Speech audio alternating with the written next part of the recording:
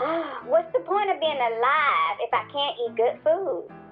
Plus, I gotta die someday. Ain't nobody living forever. True. But we don't want you to die too early. I at least want you to be around to see my firstborn child. And when you expect that to happen? At the rate you going, I'ma be 90 and senile and won't know my left hip from my right. Aunt Susie, that hurt. I'm just saying, Dolores, you ain't getting no younger, and we all know I'm not. What's taking you so long, baby? Do you even have a man friend yet? Maybe you got the standards too high.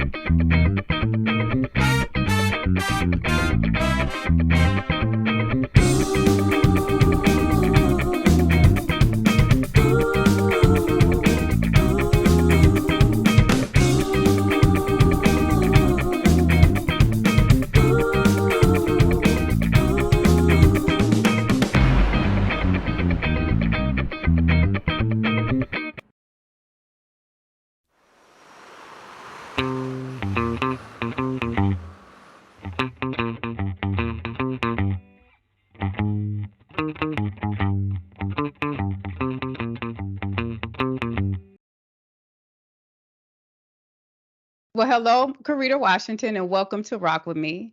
I really appreciate you joining me for this discussion today. And so I want to start before we jump into the actual discussion by giving an overview of head trauma. Head trauma was written for single people. And so the way it's structured is that there are two single women who they have the same desire, they want to get married, they want a family, but one is saved and one is unsaved. And so head trauma is taking us through the journey on how they go about trying to get what they desire. So last week or the last show, we met Michelle McKenzie, and she is the unsaved person. And so this week in chapter 2, we meet Dolores Brown. So in chapter 2, Dolores is having a conversation with her Aunt Susie. And prior to this conversation, there was this phone call. Dolores had made peace with where she was. She's almost 38 years old. And she had come to the conclusion that, okay, she's not married yet, but she's okay, things are good. However, her Aunt Susie's call or her comment triggered her emotions and sent her back to this anxiety, a place of anxiety. And so I must say that being single myself and being single for a while and being over 30, there is a lot of pressure from people to be married. Whether it's your grandma, your mom, or your friends rather, and also church folk. And sometimes we put that pressure on ourselves. So I want to start the discussion off by asking you, where do you think that pressure comes from? I think it does come from quite a few things, as you just mentioned. Um, Family, uh, time frame when you look at your age, and most definitely if you're in church, it does come from church. Um, Meaning, for me, I can use me as an example. Before I got married to my ex-husband, it was some pressure because the thing is, you're in church, they tell you you don't need to date a long time so that you don't have make mistakes and have premarital sex. And the other part of that is I'm looking at age. Now I was close to 30 and I was like, okay, well, you're getting a little closer to time to have children. And if you don't have them by a certain time, then they always give you the medical terms of what can go wrong.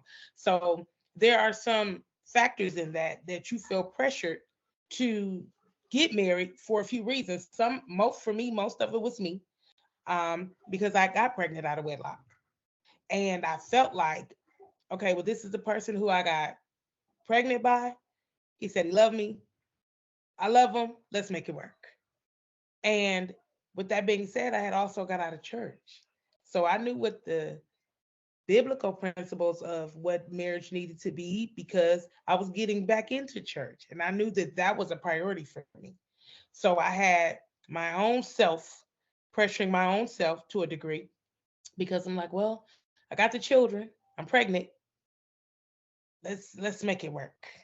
And so for me, it was more of a pressure for Karita, but I Okay. can relate to being pressured, feeling like not because somebody pushed me, but just because I know what the church teaching is. And I think it was a mixture for me of all of the above. To be quite honest, when I had to sit back and think about the questions when you were asking, I was like, I kind of fall in all of these seats. And not that that was my intention, but when reality kick in, yeah, I had a lot of pressure. And I served in positions. So it wasn't a thing of let's get out here and do what you want to do when you serve in high positions. I'm over the youth department. I'm a Sunday school teacher. I'm doing all of this stuff. And then I mess around and I got a baby. Yeah. Yeah, I totally Yeah, can see that. So you're trying to, uh, because you did it the way you did it, now you're trying to almost like go back and fix it. And so you put that what's wrong? pressure on yourself. Totally Yeah, get it. yeah, Yeah. And I know it's crazy because we don't understand in the church that that pressure or the way we try to chronologic I don't know how to say that word, but how we try to chronologically. structure our lives, we actually Yeah, adopt that from the secular world because yes, they tell us, this is your time frame. But yes, God has a purpose and a plan for all of us. So if we adopt that, then we don't have to have that pressure on us.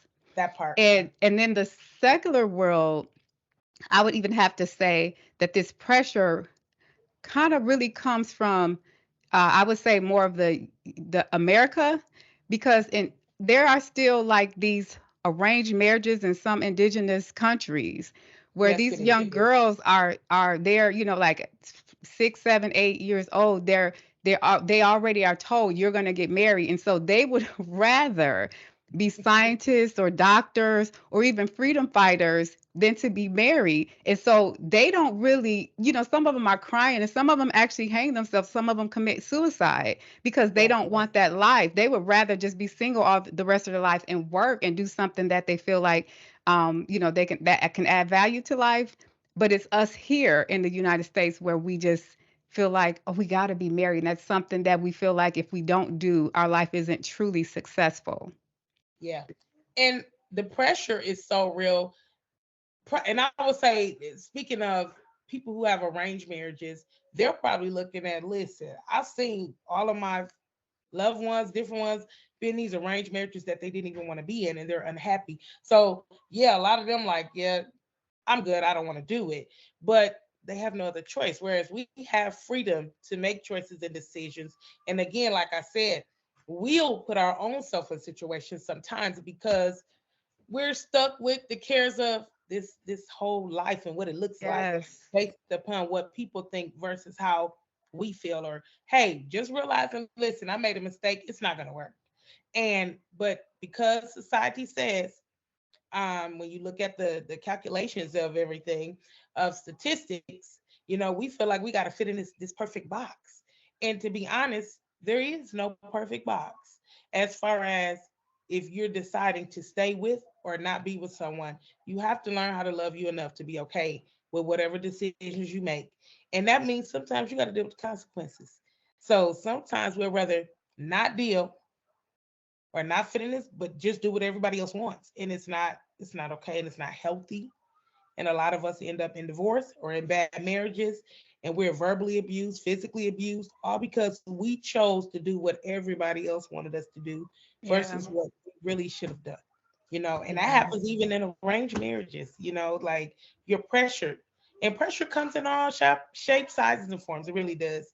Because you can put more pressure on you sometimes than other people. Yeah, yeah, I would have to say that, especially in the situation where you feel, because even Sarah Jakes Roberts said she did that initially because she, had Yes, got pregnant at a young age and she felt like, okay, I got to fix this. So yes, we do that, and it actually just comes from that idea of following the secular pattern of I gotta, graduate from high school, then go to college and graduate there, start my Right. business or get a great career, and that is the pattern of the world. It And is. so I get that. I get the way why the world does that and why the world has that pressure. Yeah. But I guess I'm bothered because the church has also adopted that and they put all this pressure on us.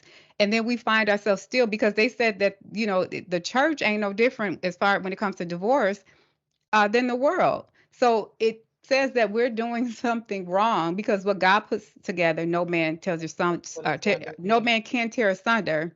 Yeah. So that means that if it is being torn apart, God is probably not putting it together. Yeah. And So that's key right there. Just because you feel like this is the one, a lot of us have not consulted God. We consult people around us. yeah, What do you think about him? We'll show our friends, our family members a picture of him or her, and then ask them their opinions. And you will base your whole life off of other people's opinions. And in the church, if we really begin to understand that in the church, this ought to be a God given thing. Because when God put you together, that's fact.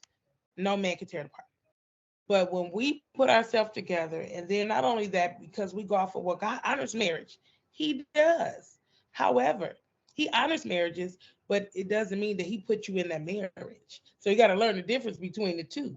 So even when you get yourself in a marriage, such as myself, you put yourself in this marriage and then it doesn't work. Guess what you do? You go back to God. God, I need your help. And He's like, I right. need He's to like, put you you didn't add together. me in from the jump. Like I should Right. have been there from the jump. Now you want me to fix it. And then how Exactly. about how about this one? It's better to marry than burn. Then burn. Yeah. Oh, I Yeah. had a friend who did that and he was still burning. Yes. And and Yes. I could tell like when he was convincing himself, I'm thinking, bro, I see where this going, but you obviously you are convincing yourself and you are solid on it. And it Yes. turned on them, it really did turn on them. But I just because I knew that there's probably more married people burning in marriages than single people, Yeah.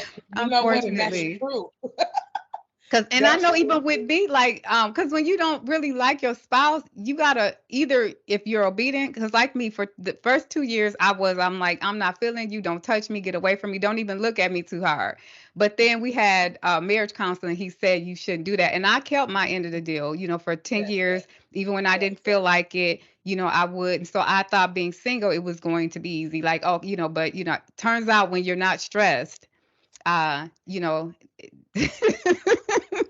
You're okay. Let's put it like that. So, um, Releasing I pressure sometimes. yeah. So if you are not in a marriage and you don't like your mate, you won't want to have sex anyway. So I really do believe that scripture that people have been eiseging, just taken out so that they could make it fit to what they want to do is something that the enemy has used to trick them Yeah. into bad Yeah. marriages.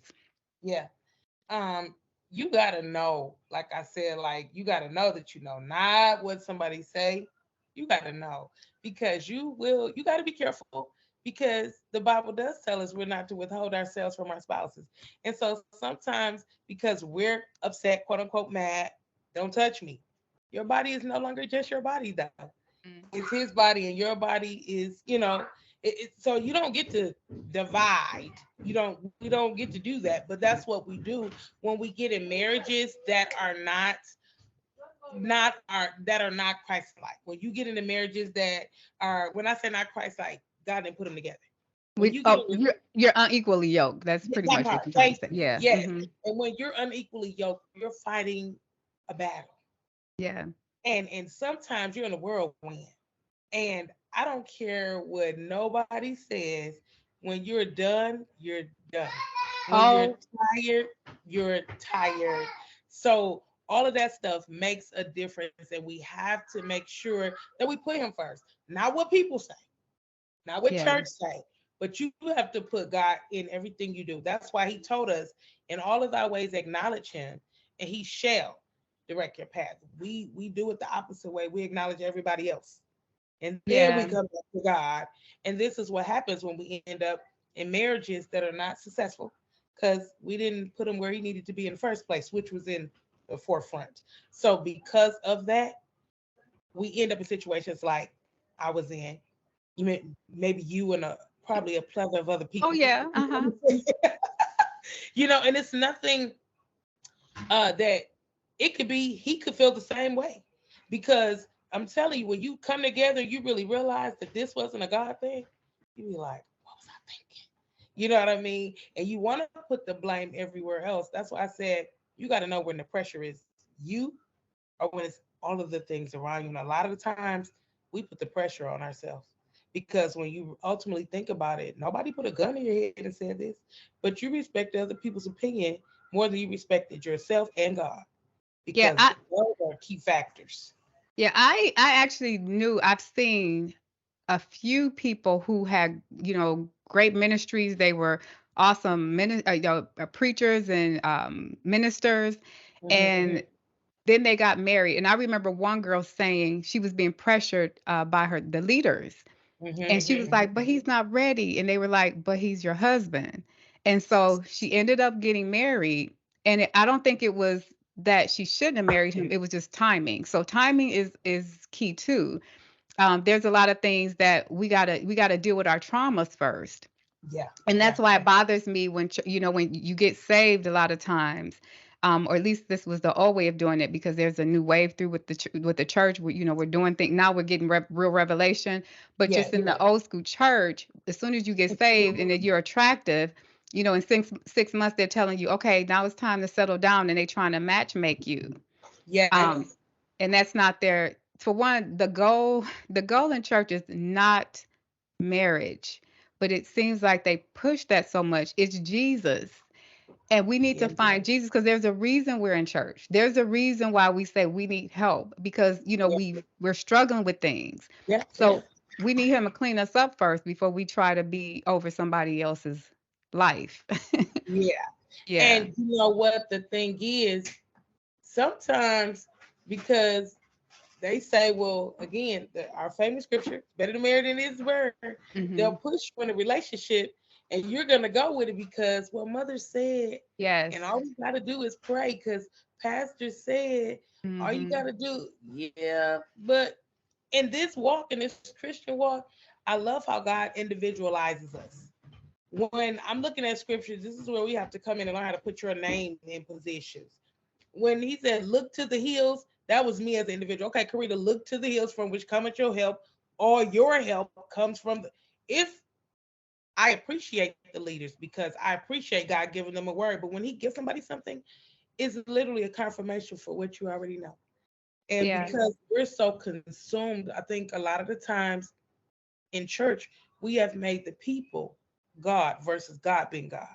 So you look Yeah. for answers from your leaders, and you have really the relationship that you have is not through God, it's through him or her. And this is an individual thing, and you have to have a relationship with him for yourself. Then that way it makes your life called journey a little easier. Yeah, Because but if when I you're new and you don't know that, like if you're yeah, just coming in, and you might even come from a different denomination, or a yeah, yeah, different yeah, religion altogether, yeah, and yeah, you're coming into the Christian church or the non-denomination church, that's what I go to, and then mhm, we're being taught this stuff, and you don't know any better. yeah, You don't know any better. So, I do have mercy. The way I came was a little different, because I literally was at my wits' ends, and I'm like, Jesus, if you real, you got to help me. So I went to church, and people were trying to give me, oh, you should be on the dance team. And I'm like, I can't do nothing right now, because I need to focus on what's coming over the pulpit, because I'm ready to either kill somebody else or kill myself. So I need to focus. But I was able to say no, because I knew that some people aren't. And some people yeah. didn't have the heavy load that I was carrying, where I knew, like, nope, I need to stay focused, because I got bigger problems at home. But that's So because your relationship was you already had one with God.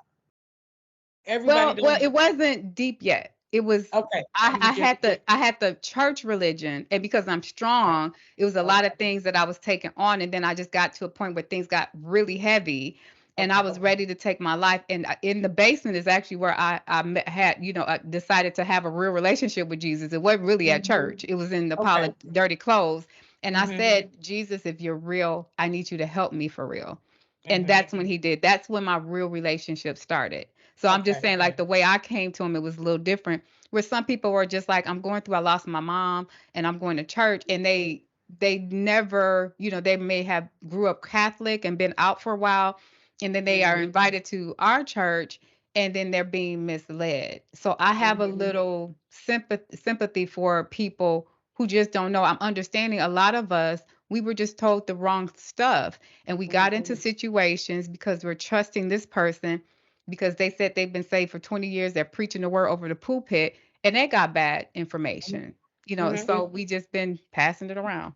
And I think what happens with that is, again, it's imperative that you know the word for yourself, so Absolutely. that it's really good to get in a good Bible teaching church versus we're focused on denomination. Yeah, Because if you focus on teaching the word, it helps the new, those who have been there, and those who have been enduring, absolutely. to really be able to gravitate more to the understanding of what it is God has for an individual. Um, because everybody didn't grow up a PK kid. You know what I'm saying? Like, I'm a PK kid. I've been Mhm. in church my whole life. So was I saved, had a relationship with God my whole life? Absolutely not. However, I was under the umbrella of my parents because that's what my parents' philosophy at our house was. If you ain't saved, you're gonna act like you're saved while you ain't here. You know what I mean? So whether you was or were not, you knew to conduct accordingly while you in their house. Mhm. So and it's funny, like we can laugh about it now, but I'm at the time I was like, but I ain't ready to be saved. But the thing was in here though, for me in my house, the scripture we use, we're gonna serve the Lord. So we went to church. It was out of obedience. But I'm grateful for the teaching then for now Right. because it helped me to build a relationship. I was going out of obedience, but obedience became my lifestyle. And so if I hadn't have been obedient at that young age of knowing and I was going to church, I'm just thinking like not saved, but I was just going. And Mhm. so I would sit and listen. As kids, sometimes you don't listen, sometimes you do listen, So I just knew that when it was time for prayer, my dad made table conversation at home. Listen, prayer call, that's your name. When you have options, you go to for prayer. But when I really got older and began to understand, so I took on the thing of, okay, now I'm no longer under my parents' umbrella. This thing called a relationship with God has got to be me and him on a personal level. Because at a younger age, I learned that it was God who covered me in situations that were bad. But I didn't realize and understand that until I got older. So when people come into church, I try to be as open and transparent as I can be for new people, as we say, coming in off the streets or from various areas of life and walks of life. You don't even realize all that time that God has been keeping you. So when you go into a church and people begin to feed you things, you need to make sure. And I try to tell people, whatever I'm telling you in the Bible, take notes. That's what they used to tell us when we were Yeah. young. Take notes. So you can go home and read that thing and study it for yourself because this is why so many people can preach the same scripture, but they'll all have a different subject Right. because the way God deals with us. So when people are coming in, like you said, new, it is, you have to be sympathetic because you have people who come in who's never been to church. Yeah. You have people come to church just out of routine. You have people coming because they need something. You got Mhm. people coming because they really are in search and looking for that one thing that's going to save their life. So I often tell people we're the only Bible that some people open up and read. You can give a scripture like you did, Shrey. You said, I met him in a pile of dirty clothes where it really got serious. But that was Mhm. the area where you were in your life at that moment. For me, at the altar at 16, I didn't even go to get saved. I didn't. I just went because my daddy instilled in us when we were little, whether I'm at Mhm. church or not. So it was in me whether they were there or not. Karita, when they say go to the altar, anybody want to be saved? He said, I don't care if you don't want to be saved. Prayer ain't gonna hurt nobody get to the altar. So that was routine for me. So Yeah. when I went out of obedience. But at that something in that moment when I really began to tell God thank you, not because somebody told me, but the thank you became personal, I accepted him at that moment. And it wasn't because of my mom or my dad, but that's why, like you, I'm sensitive when people are coming in because we don't know. where people Yeah, are we coming don't know from. their background. Yeah, No. and with me, I my parents did not go to church. My Mhm. father, I found out when he passed away that he was actually raised Catholic. Wow. I was shocked, but he was anti-church. I think he may have went one time and he didn't go. And I was thinking, what happened to him in church? And my Mhm. mom didn't go. I think the only time I was in church with her was probably at a wedding or a funeral. Right. Right. So Yeah. it's amazing to me that I took a liking to it, but I know why, because I was exposed when I would go over to my uncle's house for the summer, and he used to do devotions like on every Saturday morning out of Uh-huh. the daily bread books. Remember those? Oh yeah, yeah, Yeah. yeah, So yeah. that I became intrigued. Like I really didn't like church Okay. that young, but with the daily devotionals, I was intrigued that wow, you can take the Bible and apply it to like everyday living, because that's what he did. We Yeah. would read the stories and then read the chapters. I mean the scripture that came with it, and then we would talk about something on our level. So I don't know what grade I was in, but we would talk about friends, like how you treat your friends and stuff. And I just became intrigued. So it amazes me that that seed was planted when I was 10. And so that's kind of like what my ministry is, that Mhm. I don't want to just read the Bible just to remember scripture. I read the Bible so we can apply it to everyday life. So that's, like with this head Yeah. trauma, people Yeah. don't Yeah. agree, but I want to bring God to people who don't think God wants them. So Mhm. the ones who cuss, the ones who will cut you in a minute, because Mhm. honestly, that was the type of people, those were the type of disciples that Jesus went after. Like Peter, he was, kind of cutthroat, no pun Yeah. intended. But No, no, he um, was. so now I want to ask this question too, because I kind of have a little pet peeve about this situation that I was in when I was in Texas. But I want to Okay. throw this at you. Like, so in addition to church people or church folk pressuring us about marriage, Mhm. what are some other things that you think as singles that church people can kind of pressure you Um. with, rather? Yeah. Well, a lot of things really. Your dress code, how you dress.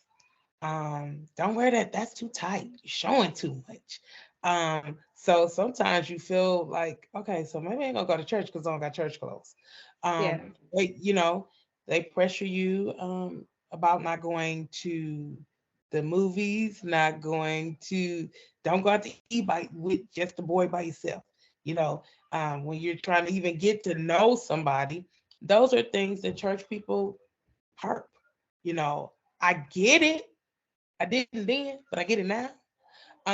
But when you first, like you said, coming into something and you just tell me all the things I can't do, you're not giving me any solutions for, or even explaining to me why I can't do it or why it's wrong. Um, absolutely. and so sometimes that push people out the door. Yeah. So um, those were things that I were kind of pressured into because I came up the old way. Honey, you ain't got a slip on, you ain't got no stockings on. Like, man, don't wear no red lipstick.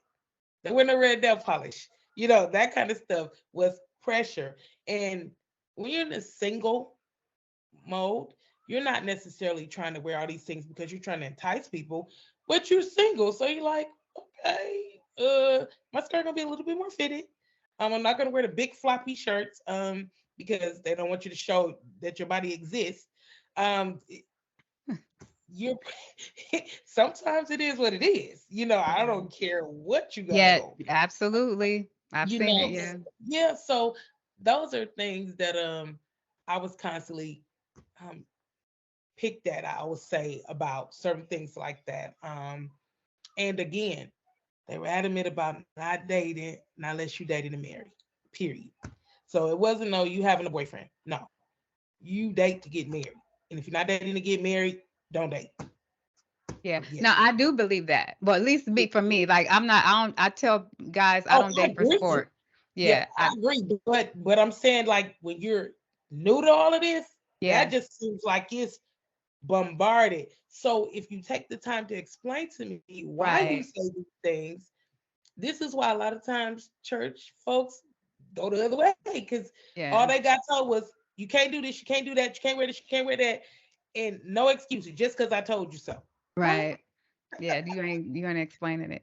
Yep. Well, So, I would say that my experience mhm, with pressure with church was also that they wanted single people to work, and I felt like, and even some people that were with me felt like, well, all you want us to do is do the stuff that you don't want to do because you're married, and it came about when I was in Texas and I was on the singles committee. So we were doing the calendar for the year, and we put some social things on there. We put volunteer stuff because I'm a big advocate on knowing that marriage is a entity where we're serving each other, and that's part of the reason why we get divorced, because a lot of us are going into it with the idea of what they want to get versus what they want to give.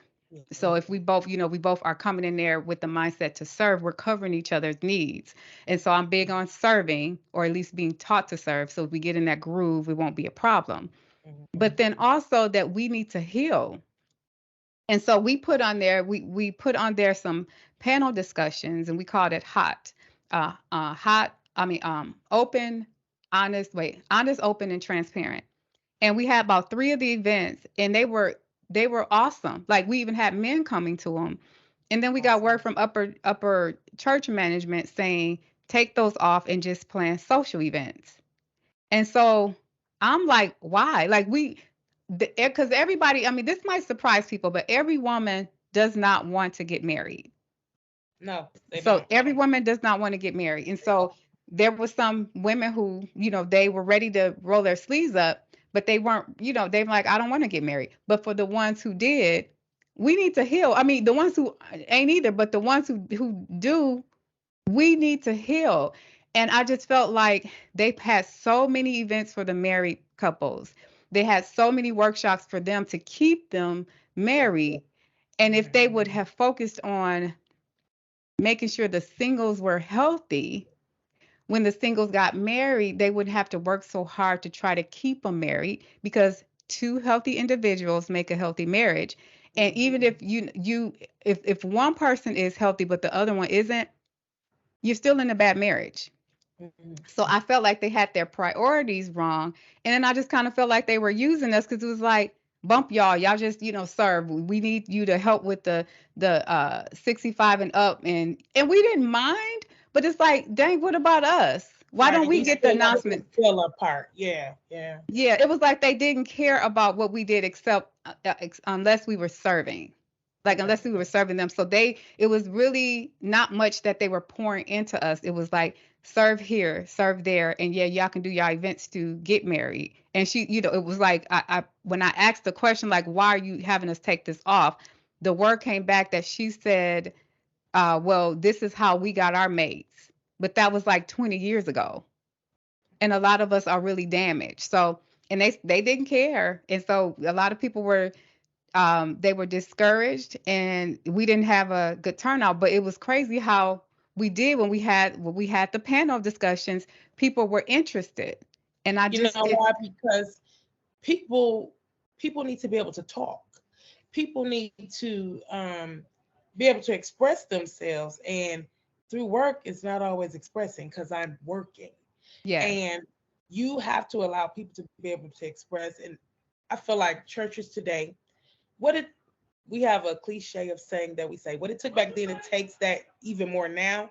But the thing is, you have to be open enough to be able to deal with these issues that are taking place, because people are gonna, I feel like, let me just step back a little bit. I feel like you having a platform together that would create workshops where people can talk or whatever it is always a plus, because you need to know where your people are.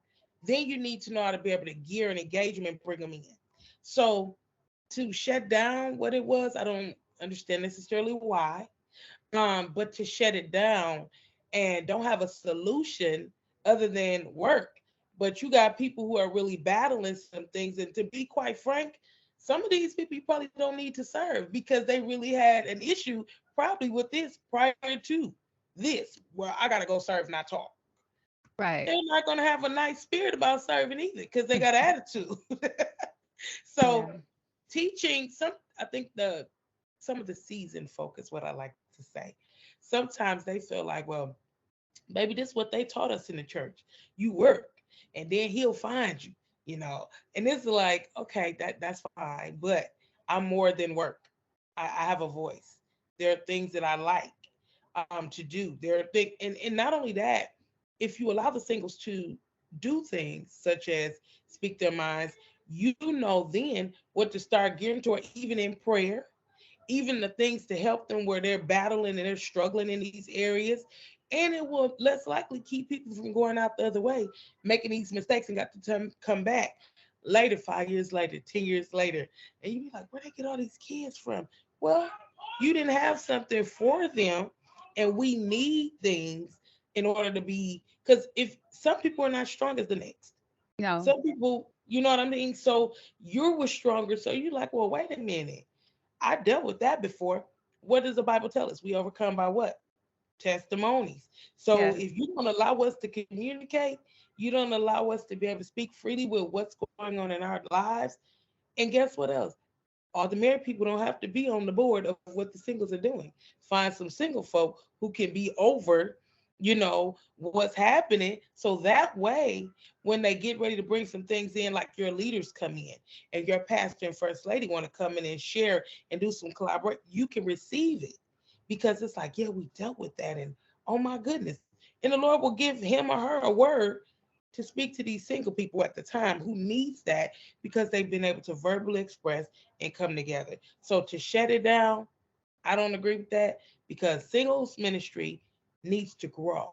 Oh my God, absolutely. And then what a lot of the older generation don't understand, especially like our grandma and grandpa, is that when they're telling us women, like, he's going to find you, and they're thinking of the men of their generation, not realizing that the men that they had back then are not the men we have here. See, the men Exactly. back then, there was they embraced that idea of taking care of their family. Yes. But these men nowadays, a lot of them are looking for women to take care of them. Because So we that's need to. dangerous. So that's dangerous anyway, to be like, let him find you and you don't know nothing about him because you Mhm. didn't let him get that out. You know what I mean? Because you know what I mean? So a lot of times we're looking at how we look, or he got a good job, or he doing this. We're looking at what I call attachments. Yes. And so we need to deal with trauma because that's what a lot of us have. A lot of us have Yeah. trauma, and that is where the sin comes from. So if you want me to dress, if modestly, but I can't, a lot of it is from, I'm not, I mean, I wouldn't say that's from trauma, but it could be. Because I know You never some. know what a person Yeah, could it have could done. be. Yeah, but or it just could be just, well, my mama did it. I don't see nothing wrong with it. So a lot of Routine. times, yeah, we trying to clean people up, and it's like you got to do it on the inside. Because I used to wear my little short skirts. I couldn't do the whole naked thing, but I would, I entice them with my legs. But when I really like when I was really walking in Christ, I remember one day sitting in church and I saw my yellow thighs, and I'm like, I felt uncomfortable. So the Mhm. Holy Spirit will convict us. We don't need to do that.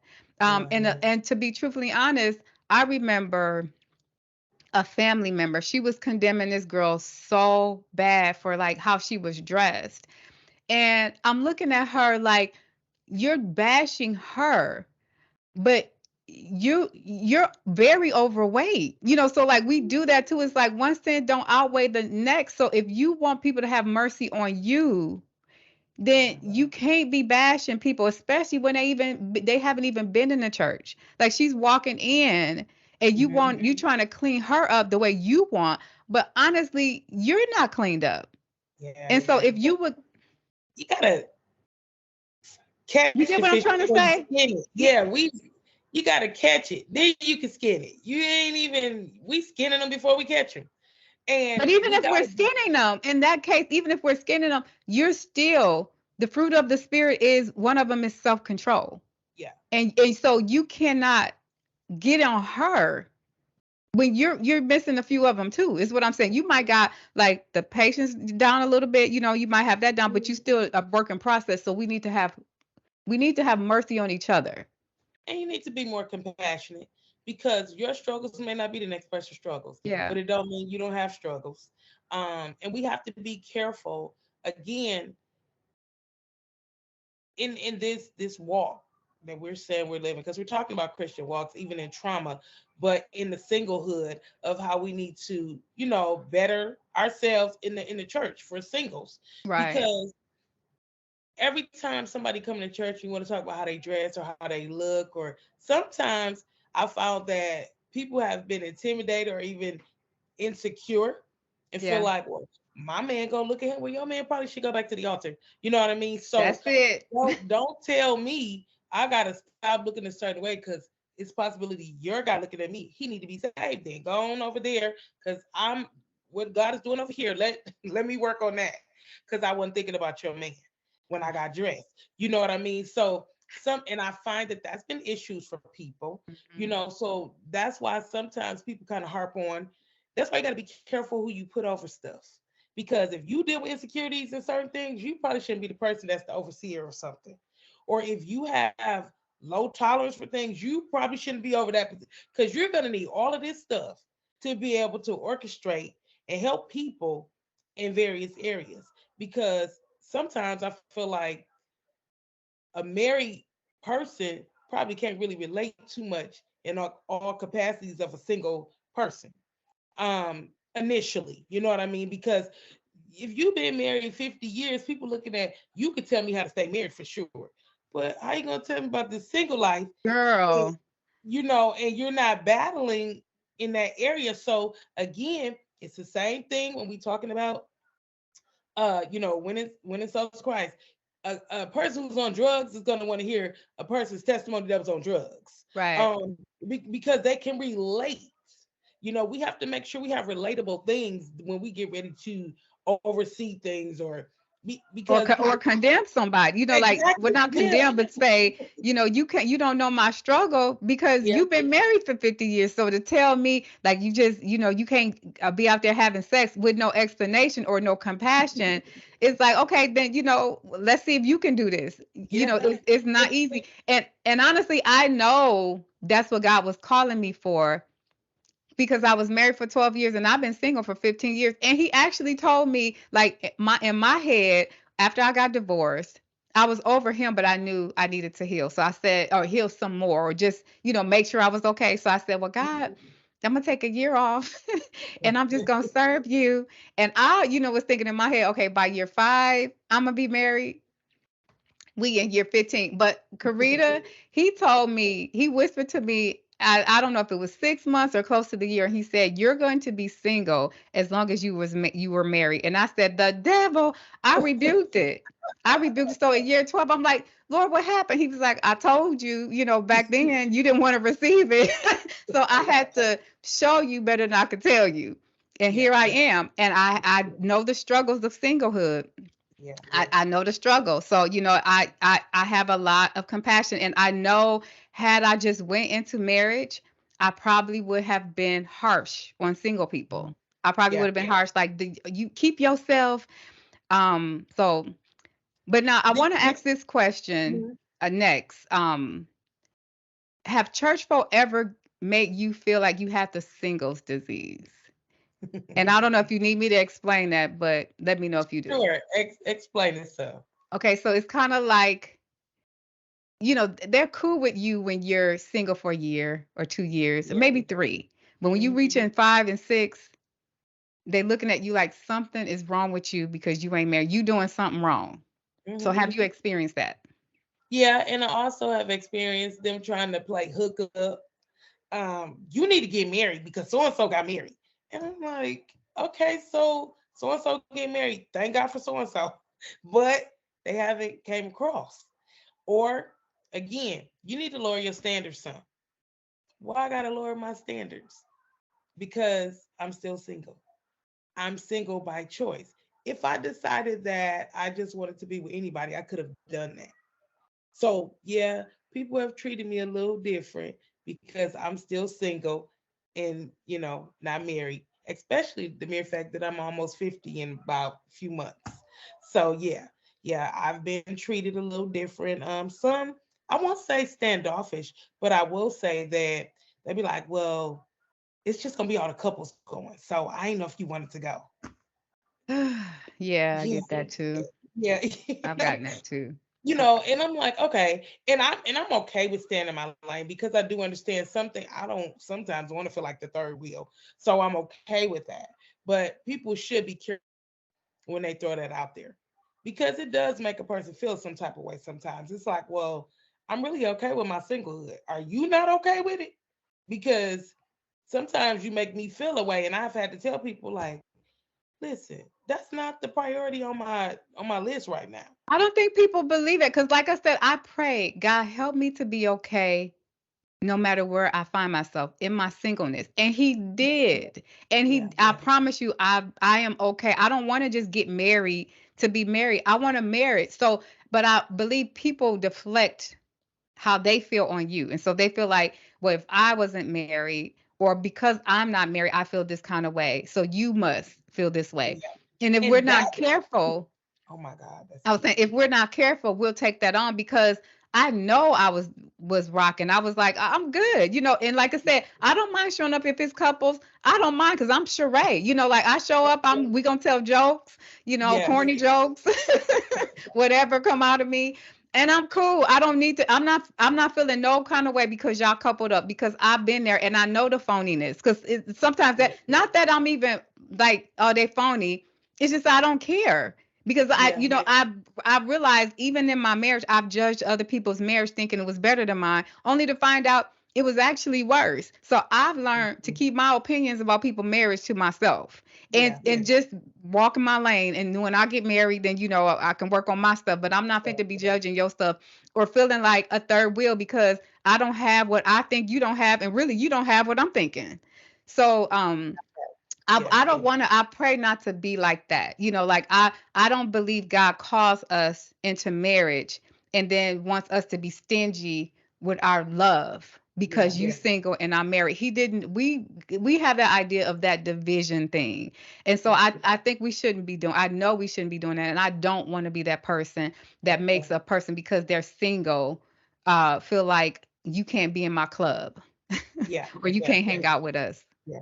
And you know what? And it's not even just church people who do that. This is like day-to-day people who do this.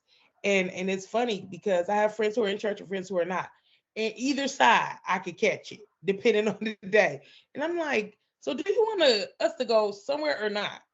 Because if I'm not having a problem, are y'all having one?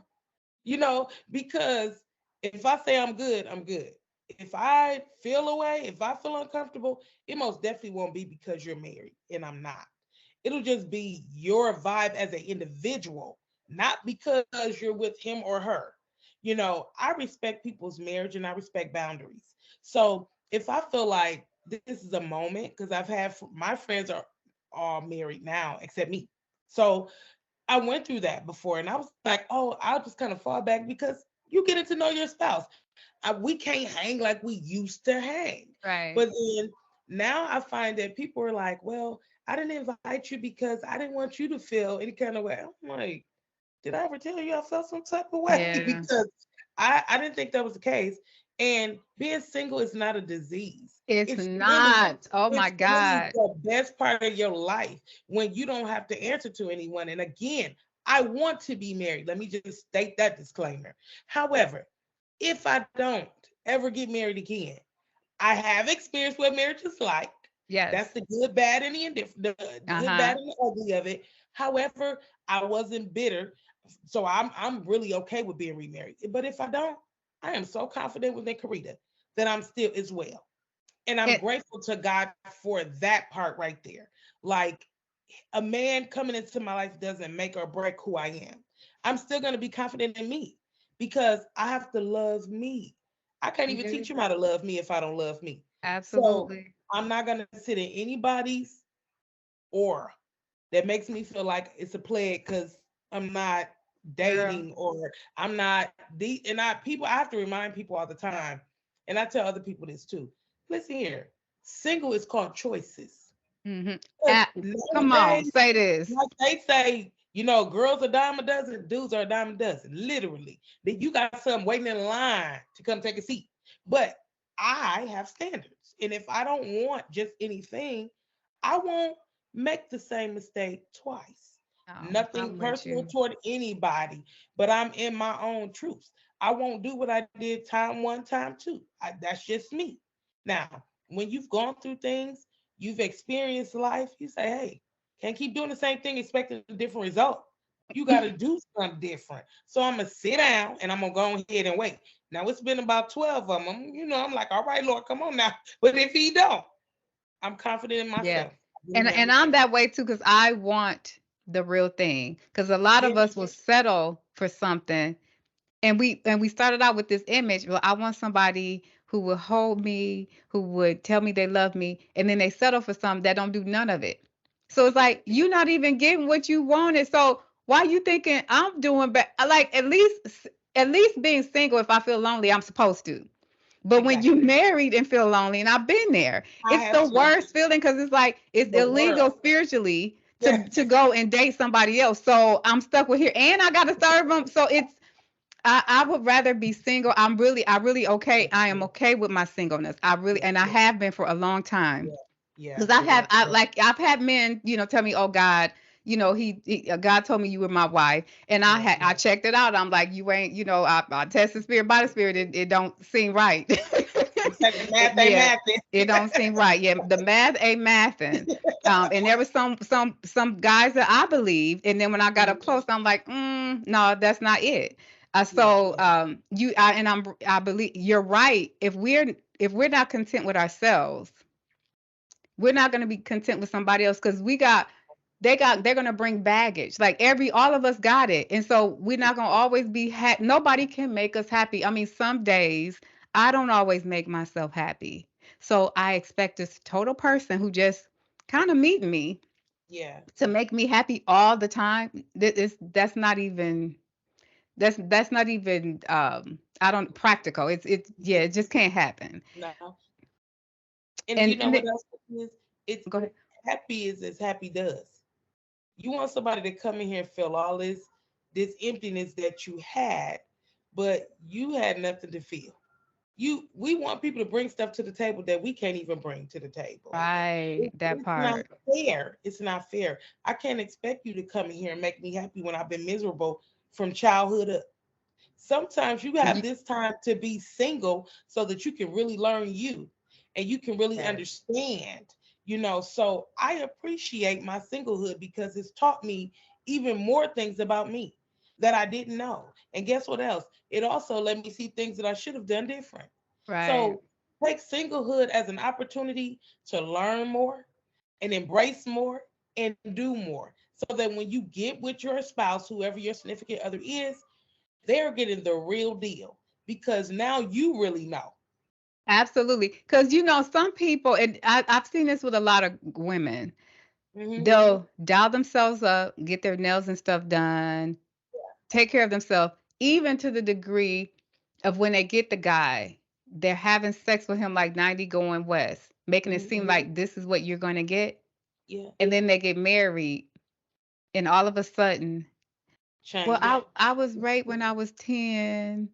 And I know this sound harsh, Yeah. but that's why you need to deal with your trauma because what is he supposed to do?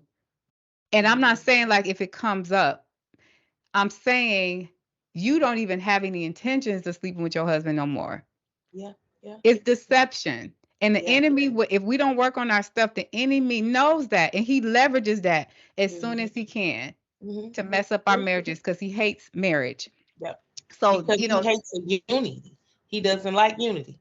yes. So, So, and that's another thing. I know women are like, well, but I was raped. But you knew that, and like I said, I think I was telling you this about this guy that this girl was trying to hook me up with. One of my old coworkers. He was hmm, from, I think Kenya or something like that. But we talked on the hmm, phone for about 2 weeks. And hmm, so one day he was like, I told him I would call him back, and it was like 2 or 3 hours. And so when I called him back, he was like, "Did you cook?" And I said, "No." And he's like, "But you're a mom." I said, "My kids is in their 20s and they picky." I said, "No, we like roommates." And he's like, "But you're the mom." So at the end of it, I told him I'm not the woman you're looking for. And I told her, I'm not you want a traditional wife. I'm not her. No, how are you gonna tell me that what I want? I'm like, cause were expecting me to cook. That's a traditional wife. I'll cook, but we not fit to do this every day, and the way I eat now is like, especially since the kids been out, girl, I would throw a salad together in a minute. She don't Yeah. play. Sometimes I would do cereal. So it's some benefits to being single, but I feed my family, but I do want a husband who wants it for what God showed me in ministry. I want a husband who kind of wants to take care of himself too, and not Yeah. eat, looking at stuff in his body with meat and all of that stuff. So, Yeah. Yeah. um, he got upset, and it flattered me that he wanted me, and I told him it's flattering, but what's going to happen if you're suppressing what you really want, and we get together? You're going to resent me or I'm going to resent you. So it's Yeah. best to know what you're looking for. And Yeah. we do this all the time. We pretend like we somebody else because we like the person, and then we Yeah. get them and Put we on the either facade. expect them to change for us or we try to make them change. Because he would have been like, I'm your husband. You're supposed to take care of me. Yeah. So And no. depending probably on his upbringing of what he was accustomed to. This is why my mom says something that is so important. Don't start stuff you know you're not gonna want to finish. And a lot of the times we go into things putting on a facade Mhm. because A, this is what you're accustomed to seeing, like you said, or B, this is what you did research. And social media gives a whole different concept to what marriage can look like sometimes. And the reality of it is, please stay true to you. Like, for instance, you can look like Beyonce physically, but are you Beyonce? You know what I'm saying? Yeah. Are you Jay-Z? Because listen, you don't know the behind the scenes stuff that they have No. to endure. So what we do is because social media platform makes everything looks glowing and bright and pretty, but we don't know the behind the scenes stuff. So Oh I no. feel like you have to make sure that what you told him is right. Listen, this is probably not what you're looking for because not because I have a problem with cooking or serving my husband, because that wasn't the issue, but you harping on me cooking for grown children. You're probably listen. I'm still working a 9 to 5. I'm still doing X, Y, and Z. Right. So you listen. We might have to do some negotiating, sir. You might need to cook, okay? And whoever get home first, I do the dishes. I mean, sometimes you gotta work it out. But if I lay it on the table up front, then I've been through that point where I felt like what was presented and what was totally different. So I want to know the real you.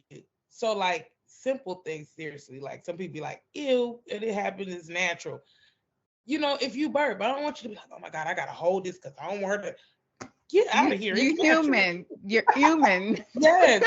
So I mean, like there are just things I want to take time to get to know. I need to see your pros and your cons because Yeah. that's going to tell me if in fact, okay, God, I told you what I want, and you said you would give me the desires of my heart. Mhm. These desires is not matching up over here. And then that some stuff, even though he said acknowledge him in all that way, some stuff he's like, listen, now 2 + 2 is 4.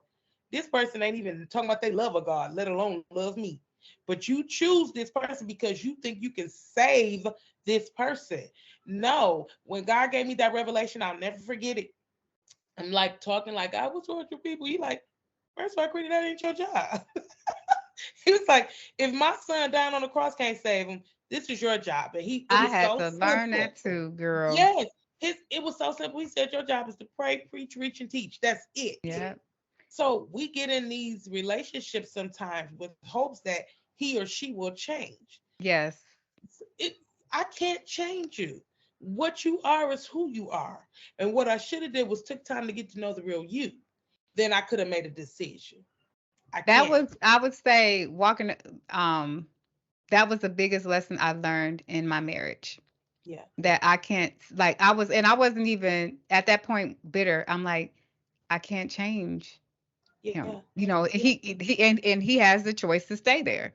Yeah. Because we have choices. So I can't change him. And so that's Yeah. why I like being single now. And, I'm not getting a mate that I have to change. Nope. I Yeah. want to be able, if if I can't accept you the way you are and you can't accept me the way I am, it's not a good fit. We got to be able to come together and keep going. Yeah, that's Keep where going. you agree to disagree and be okay with Yeah. that. Hmm. Nobody is walking away upset. Nobody's like, for me, when people talk about divorce or breakups, I said, there were some hurtful moments, but we didn't have no wow, wow, pow, wow. I hate you. It was no. I didn't hate him. I still don't hate him. And if he hate me, I don't know nothing about it. Literally, like that wasn't our thing, and I'm grateful because that's not everybody's story. We didn't break up because we were fighting, and no, it was none of that stuff. But we did not.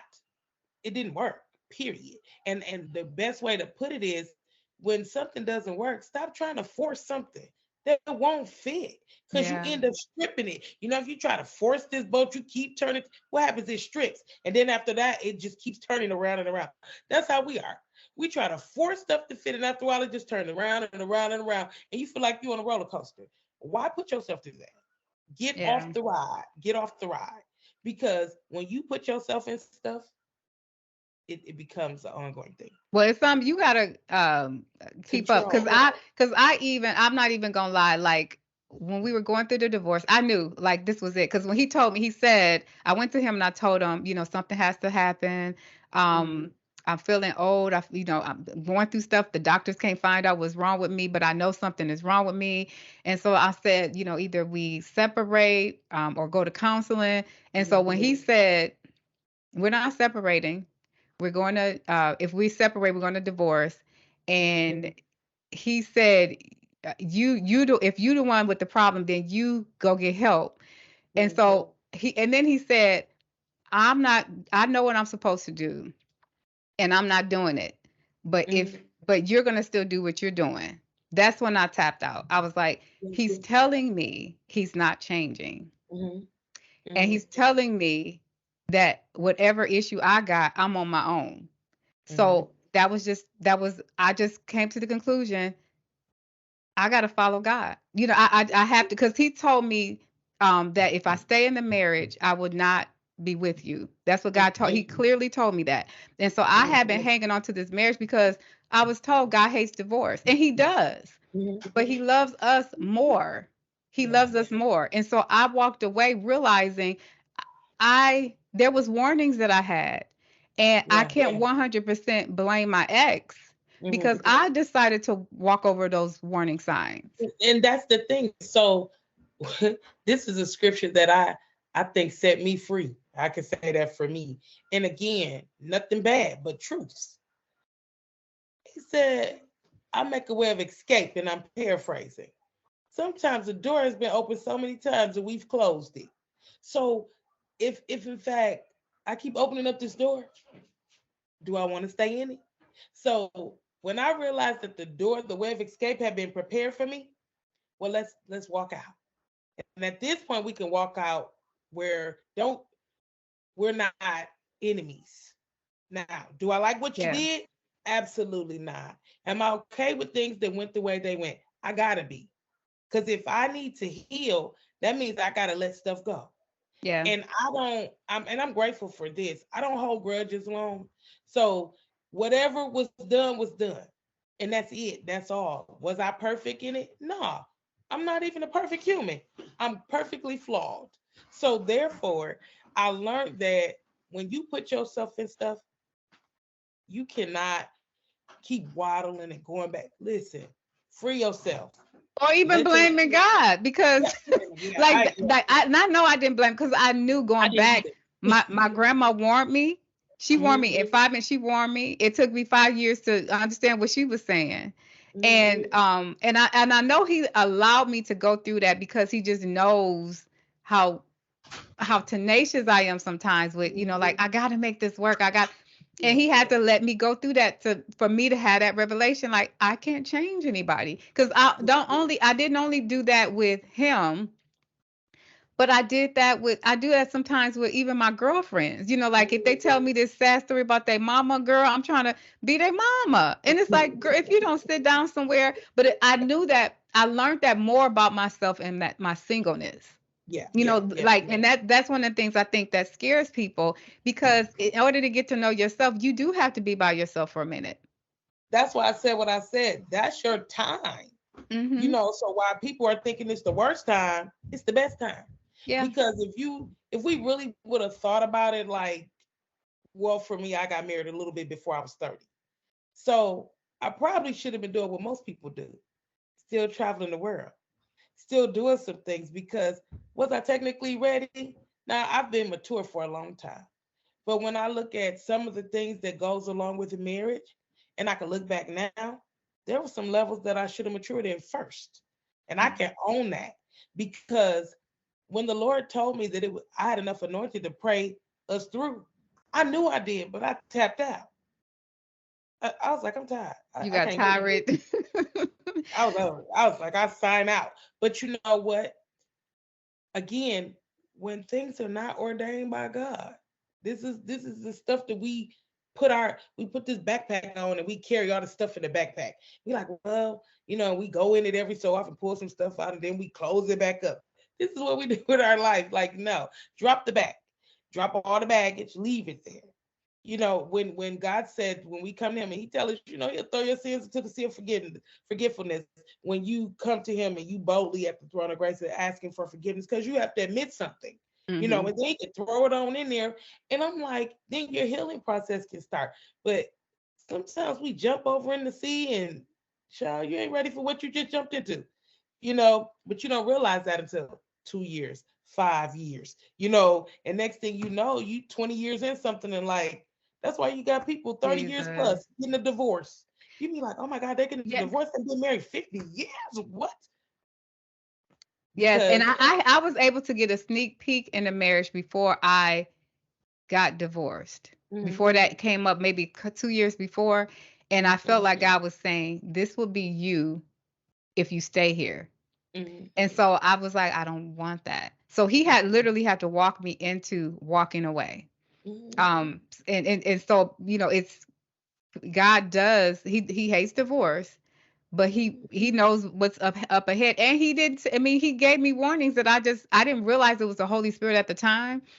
But I look back and I realize he was warning me not to get into that. Because well, I truth be thank God told, for a brother Paul. huh? I said, I thank God for a brother Paul. Brother Paul. Yeah, and what I learned, because I'm like, I prayed though, and I asked you to heal our marriage. But what I learned though is that God doesn't force us to love him. And in order to have him in your marriage and it be successful, both individuals have I to don't know. love him. Yeah. And so he can present himself to the other Mhm. mate that you didn't pray on before you married him. Yes, But yes. if he rejects him or she rejects him, I mean, I would say the best I can say is that he prepared me on how to be a wife in the marriage. However, I Mhm, didn't get what I was praying for there, but he's going to. A lot of times we don't get the harvest in the same place we sowed seed. So, mhm. I had to learn that though. Like I was disappointed, like, God, you didn't come through. And he's like, no, just, I got other plans for you. I'll come through for you, but you're not going to reap in the same area you sowed. And you know what though? He tell you to sow good seed so you can reap good seed, but he does not tell you when the reaping is coming. Yeah. You know what So, I'm saying? So, yeah. so with that, you just have to live in confident of knowing the best is yet to come, Yes, and I agree. I do believe that appreciate, though. yeah, and just appreciate what you learned. That's what I took out of it. I appreciate what I had, because now I know what to accept, what not to accept. There were some good things Mhm. that I received in my marriage, and then there were things that were not so good. So I know I can put things into perspective. No, I'm not. No, we ain't settling for that, because I wasn't even used to that.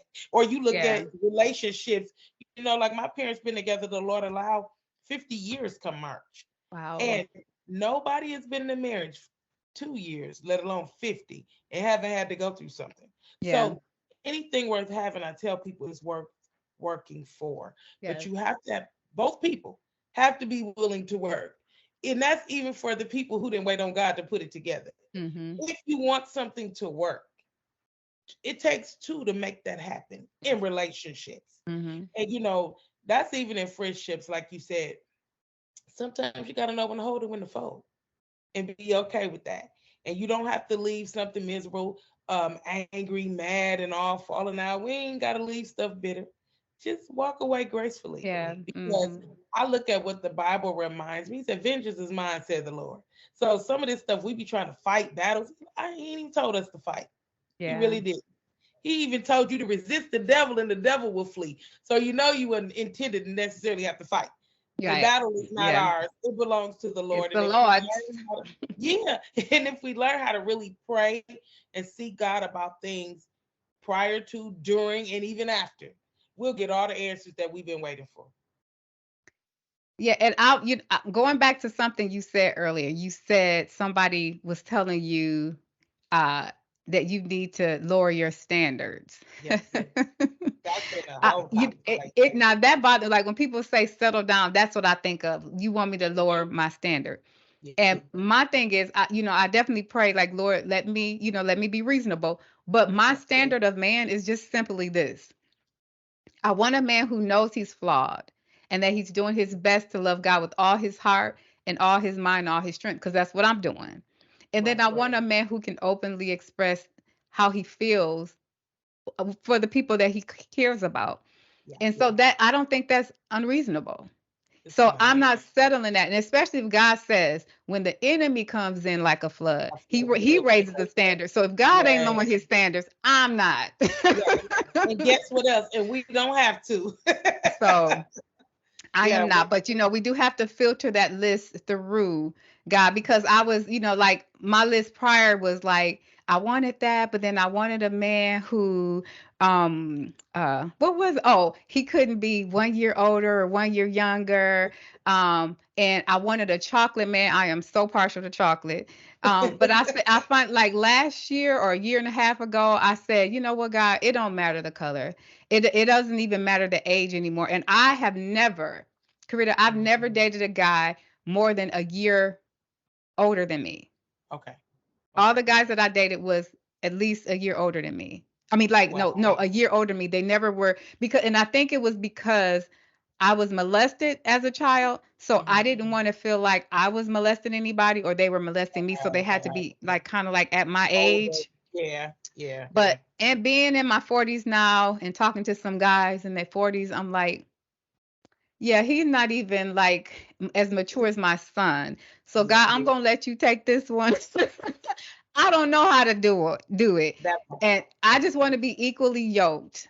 I That just want to part. be, and I have a lot of, honestly, I have a lot of youthfulness in me. Like I Yeah. honestly, when I want to do something, I kind of got to hang with young folk because Yeah. I'm not letting culture or anybody tell me what I should be doing at what age. I'm Sheree, and that's it. So if Yeah. I want to say that's dope, that's Yeah. me. I'm gonna be 80 years old saying stuff that I pick up. And it's not because I'm trying to be cool. It's just that I like that. Like I Yeah. like that, so I am When you just start Sheree. getting into accepting who you just are and love you despite what people think of you, you no longer sit in this bubble of caring that much. Not that I'm concerned about how God sees me. And Right. then I'm concerned about how God's people see me through the eyes of God, not how you look at me as a person. Because today could be a bad day, okay? We dreads need to be retwisted, all right? It could be that moment, and you might see that as a huge flaw, whereas God sees me and be like, but she's still beautiful. You know what I'm saying? So Yeah. I'm concerned about how He really does see me. How people see you can always teeter Oh, tot. Like, it oh my changes goodness. from So when I learned that pleasing man is something impossible, I don't got that kind of energy because like you, I keep up with terminology because I have a 22-year-old and a 21-year-old. mhm. So when they're saying certain things, I'll be like, okay, so wait, what's the meaning behind that? Because if it's something I feel is just, they had this one term they would say. I said, okay, don't say that because that just, I don't know, I can't. And they were like, really, mom? I said, yeah, it just sounds inappropriate. Like they was like, oh, that just blew me. I said, so why is that Oh, the term? okay, yeah, I You can know, definitely see so that. I was like, yeah, I can't do that term. Can you not do that? And they were like, Ma, it's just, I said, I know, but I don't like how it sounds. They don't have to worry about me adapting that term because I really don't like it. Right. But there are certain things they say I didn't even know what the young people meant at first when they was like, math is not math. And so, of course, I'm all in my head thinking over, they was like, Mom, it just means it doesn't make sense. I said, oh, I I like that. like that. Yes. So those are things that, like, when you say dope, I'm here for it. Somebody like, oh, that's dope. Like, that's fire. That's, yeah. So always be this light. I don't care where I am. I walk in, I'm smiling. And I tell people, I said, when I walk in a room, because it was a thing about you're single because you're heavy set. That was a thing going. And so I said, baby, please. I said, Yeah, thick that's is in. yes. I was like, I don't know where y'all be in, but people really, when you're single, people pull out things that are supposedly a negative to make you feel like these are the reasons. So when you're in singlehood, people will kill your self-esteem before you can even get it. Like, they find everything. And I think that's why I came up with the I'm an ambassador thing that I do. Listen here, I am taking out time, first of all, because I support people. But the other part of that is you can't tell me what my finest looks like, because I could be fine in whatever I put on. And it doesn't matter if I'm a 2, if I'm a 12, if I'm a 16, if I'm a 18, if I'm a 32, 34, whatever that size is, my finest is within. And I just represent it on the outside. People have to understand, no matter what, even if I'm single again, it's my choice, because people nowadays 500 pounds. And I know I ain't 500 and they got 2, 3 me. And I be like, what I'm doing? Yeah, I've seen it all. But there's like gorgeous women who aren't, Beautiful. yeah, who ain't married or who ain't even got no perspectives. So Yeah, it exactly. has nothing to do with it's honestly, I believe that it's your personality that attracts, and that's why you need to be authentically you and Yeah. work on that. And plus to me it's so freeing. It is so Yeah. freeing. I lived in shame for so long that when God gave me his peace and freedom, I protect it. I Yeah. do. I like being open and honest and transparent. Yeah. I like that. I like being Yeah. open and honest, just like this is what I'm going through. Yeah. And people sometimes they'll look at me. I know even like sometimes when I write, I'm just raw. And Yeah. I get it because sometimes people don't get with me, but then they'll say, "Oh, I've read it." And I'm like, "Well, you didn't like my post."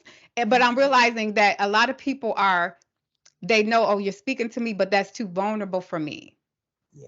You get Yeah. what I'm saying? Yeah. It's too But some vulnerable people for are concerned about what other people think. If Yes. if if if I like something you said, but they may not be liking it. Right. So okay, well, I ain't gonna say nothing, even though that's how I feel. Forget that. I am unapologetically me. So if I like Sheree and somebody else don't like Sheree, that's y'all beef. That is not my Yeah. beef. That's your problem. That's not my problem. So I've learned I don't make other people's problems my problems. If I like you, I like you. That's it. But So it's I not don't. always about them liking me. Sometimes it's No, about no, what I I mean, say. Yeah. that's what I'm saying. Like, Okay. irregardless to listen, everybody's not gonna have your opinion. It's Yes. they're not. So there are things that people say. I might not even, and I can use this as I may not even jam with your lifestyle. But if you spoke something that was relevant, hey, that said something to me. That spoke Yes. something to me. So I'm saying in that regard, people, well, I don't really jam with how they, you don't got to, but did he or she just say the truth? Right. Because Yeah. anything else is irrelevant to me. That's that whole thing of shoot the messenger, but don't get the message. No, no, get the message. Don't shoot the messenger, Yeah. because we're And not. some and I would say even to the degree a lot of us are what can I call it? Like they clout chasers. Yeah, And, that too. and I'm saying in the church. Yes. So because I'm a minister in my own right, but Hmm. I told God after being over ministry and having ministers as my leaders and see them wild out and act a fool and then look at me and say, why you over this? And I even asked God, like, why did you put me over this? And then I saw what they were doing, how they were going around trying to like talk behind my back because one of them I knew for sure wanted to be over it. She wanted to take my place. Hmm. And God said, that's why you're over it, because you're doing it for the work and they want the accolades. And so I told God, I'll just do the work. I don't need a title. And Hmm. so a lot of them look at, well, she ain't no minister or she ain't this, but it's in the word. Yeah. So it's we do that in church. We clout chase. If Yes. you ain't got a name, or what do you call it? I'm gonna say it like this. So rock with me. But we label hoes. Mm-hmm. It got to have a label on it in order Yeah. for us to get with it. Mm-hmm. Mm-hmm. A And lot it of the could, time. yeah. And somebody who got a label won't even be speaking nothing, but because they so and so, or they so and so's mom, you know what I mean. You get what I'm talking Or about, if they got the money, they lifestyle may not exemplify nothing, but they got the right? money. So you going with that versus little old me because I don't have nothing behind my name, and that's But okay. yes, but I And actually asked God not to. I said yeah, I would do. Now I don't mind being author, but as far as church stuff, because this is how I look at it. Like we're doing it for God, and because I love the way I came to God because it was authentic and it was me and Him in my mhm, time. So before I really got into church, I really had a relationship with God. I mean, I really had an encounter with God, and so I mhm, love that because I didn't have the influence of what a lot of you PK kids go through, mhm, where things are just kind of beaten in you. So I didn't learn a lot of things that way. I mhm, was able to I had freedom of questioning it without feeling like I would be mhm, punished. mhm. So You know what? I, That's the thing. Being a PK kid, my parents just was like this. Long as you're under my roof, we go to church on Tuesday. You go on Sunday. That was it. But we didn't. They were really. My dad is old fashioned, but my mom is very. She said, "Look, anything you want to know, you ask me," and we did. Like, and I think that's what made us stay. Had we probably been through what you just explained, we probably would have did something different. But because they left it open for okay, freedom to, and I'm great. That's why I said I'm grateful for what I sat under because it helped me to develop my own gotcha. relationship. Not because you was beating in me, but they made it plain in this house. You going to church? That's what we do. Okay, yeah, That's but what we do. But as far as the relationship, that was man, that was free and stuff we didn't understand. We go have table discussions. Like we was that family literally. Like we would have church at home. You said you had devotion with your uncle. mhm. But we had pots and pans, that was a tambourine. My daddy was on the guitar. My brother had spoons, beating the drums. Like it was that type of situation. So when our friends come over, they knew what time it was. Our friends didn't go to church, but a lot of my friends learned about God through simple things like that, like the no judge zone. This is who it is. Now they know my daddy old fashioned. My mom is old fashioned, but my mom is really very transparent in her walk, Mhm. in her talk. As far as my mom was a non-believer, she didn't even believe in God, so she Oh, gives that's that. a testimony. Yeah, it is. And she didn't, even when it came to tithing, like there were so many things that she had to learn. So I appreciate the authentic of what I was exposed to in that regard, spirituality, because my dad is old school. My mom was unchurched. Like she went like when they went to funerals and weddings, but she just flat out. Her mom and her daddy told her, "Let me hear you say you don't believe in God again." But she she was like, I didn't, but I respected enough to know if I said it at home, I was gonna get in trouble. But I was glad to know. We sit up in church sometimes, act like we ain't never. You can't do that because you can't help nobody that's trying to come in. Yeah, you was a sinner. You need to let them know. You didn't believe in God. You need to let them know. You was adultery, fornicator, whatever we were. You Open had to be up. delivered from Yeah. something. Mhm. So we Otherwise, you need wouldn't be things here. like this. Exactly. We Mhm. need things like this right here. Walk with me. We need a charade to lay it out on the platform so that you open up the doors for other people to understand that this is a freedom to be able to talk and freely come to God, boldly come to God, just like you are, so that you can really tell somebody a testimony of what deliverance looks like by And just you looking. can't get if you lying to God because He can't work in lies.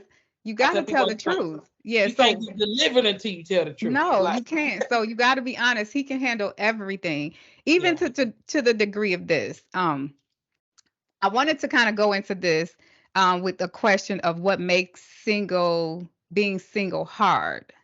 Mm, So I want to share it with me, or with you rather, single, I would say the hardest thing with me being single was just this past year or so, when my hormones start raging and I wanted to have sex. Now, mind you, that didn't mean that I wanted to go get married.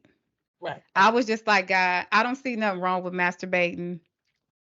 And if this is going to keep me from getting into a whole covenant with somebody who's not going to honor you, what's the dealio? So when I first started my journey on celibacy 15 years ago, for the first year and a half was very difficult. And so I remember I was doing this girl hair and I was telling her like, girl, I was trying to look through scripture to find out like, what do they say? What does scripture say about masturbation? Because it really don't say nothing about it. It just say the marriage bed is undefiled. And so she was like, girl, don't even start it, because once you start it, it just get out of hand. So I took her word and I just got through that year and a half. And when I got to the 2-year mark, it was easy selling. I really was cool. When I was before God, I didn't have that urge, and I did have to pre-plan. So I didn't listen to all, the music that I knew. I knew myself, like, okay, this turns me on. I can't listen to that. I can't watch this, so I really, was purposeful in making sure that I stayed pure. So I cruised through the next 12 years. So when I got to 14 years, I'm not going to lie. I know this was a setup by the enemy, but I was entertaining a guy, not on purpose. I was actually volunteering for him. And he ended up liking on me. And then I kind of was, digging the attention. So we're having conversations that kind of got, it turned bad. It wasn't, it wasn't holy. And so afterwards, it triggered that, like, man, I want to do this. And so I just did it.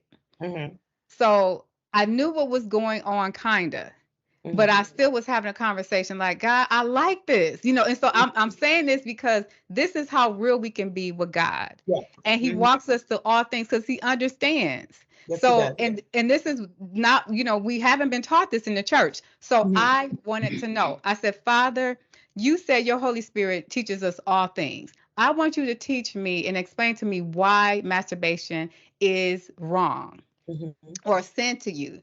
So I was sitting on my couch looking out my big, pretty picture window. I'm saying that because I just got new windows this year and I'm loving it. So I was looking up at the tree, and he just dropped in my spirit. When the birds and certain animals want to mate, they send out a signal. And that attracts like the males to come to the female birds or whatever. And that's how they know, okay, they get to pick which one they can mate with. So when we're masturbating, when we're making our groans, we're sending out a signal, and that attracts the spiritual world. So then they come, these spirits come to us looking for a covenant. And when they don't see one, then that gives them the right to then covenant with us. So so that's why when as I'm going through it, as he's explaining this, I'm going through it. So what happens is, like, okay, I do it once, then it has control of me. So now I want to do it again and again. And while I'm trying to work, then all of a sudden, okay, no, we got to go do this. I'm burning up. Okay, go and relieve yourself. And then all of a sudden you start getting these ideas in your head. Well, you got that cucumber in the refrigerator. Won't you use that? Okay, now you need to, go and get you one of them fake, go to the toy store. It starts getting like that. Now, mine didn't get that out of hand because I knew what was going on. But I definitely was going through hearing the suggestions and stuff. And so I said, God, break this, because I'm enjoying this. It's been 14 years. I'm enjoying it. So you're going to have to help me get past this. And he did. So anytime it came up, I said, Father, help me. And so before I knew it, 2 hours on went by and I forgot. But I had to, my weapon was resisting the devil. So I really had to resist the devil. And then eventually it went away. So he uses all things. Now, that's going to help a lot of people. Most people ain't that determined like I was, because I was like, God, help me. But he did. So I want to share that open, like my relationship, like some of the things I go through with him, so that people Mhm. can know that you can do that too with everything. He will help us with anything that we are willing to offer up to him. Yeah. And again, as I said earlier, he keeps us when we want to be kept. Because masturbation may have been your thing. That hasn't been a thing for me. Thank God. I got enough other stuff that I could write a story about. You know what I'm saying? But again, we're human. And I'm glad that he revealed to you the reason why it's not okay to do it. Because the thing is, we open up doors to all kind of stuff. And when you open up a door, like you said, it go from your mind could go from one thing to the next. Because an idle mind is the devil's workshop. So if one thing your mind is on that, it's gonna keep on going. Literally, you before you know it, you in something so long that it's become it went from emotion. Perverted. It's Yes, and perverted. It's a spirit. It's like almost like a group of perversion. I felt like yes, the way and I that's was the seeing, spirit. Yeah, yeah, the way I was yeah, seeing it, you remember, that one scripture that talks about how when a unclean spirit leaves a man, and then yes, he it is. goes about What, searching what, for a dry place, and then another when he hasn't found one, he comes back to his house, exactly. and then Yeah, he sees it yeah, clean and yeah, organized, and then he brings in seven more spirits worse, seven exactly. more spirits, and then that person is worse than they were when they started. So that's Yeah, the picture I was getting, that yeah. progression into perversion, because they come in a group, or they may beckon for, come on, I gotta, The that devil sex is, never comes by himself. yes, Like, just think about it. If he come for three reasons, kill, steal, and destroy, he really ain't just by himself working. Because it's a collaboration of things and people he got on his squad. Because some people have got to turn a deaf ear. They will never make it back. So misery does what? Loves company. You think misery coming by itself? It's bringing people. The devil not even coming by himself. When we allow him to come in, he only can get in through the mind.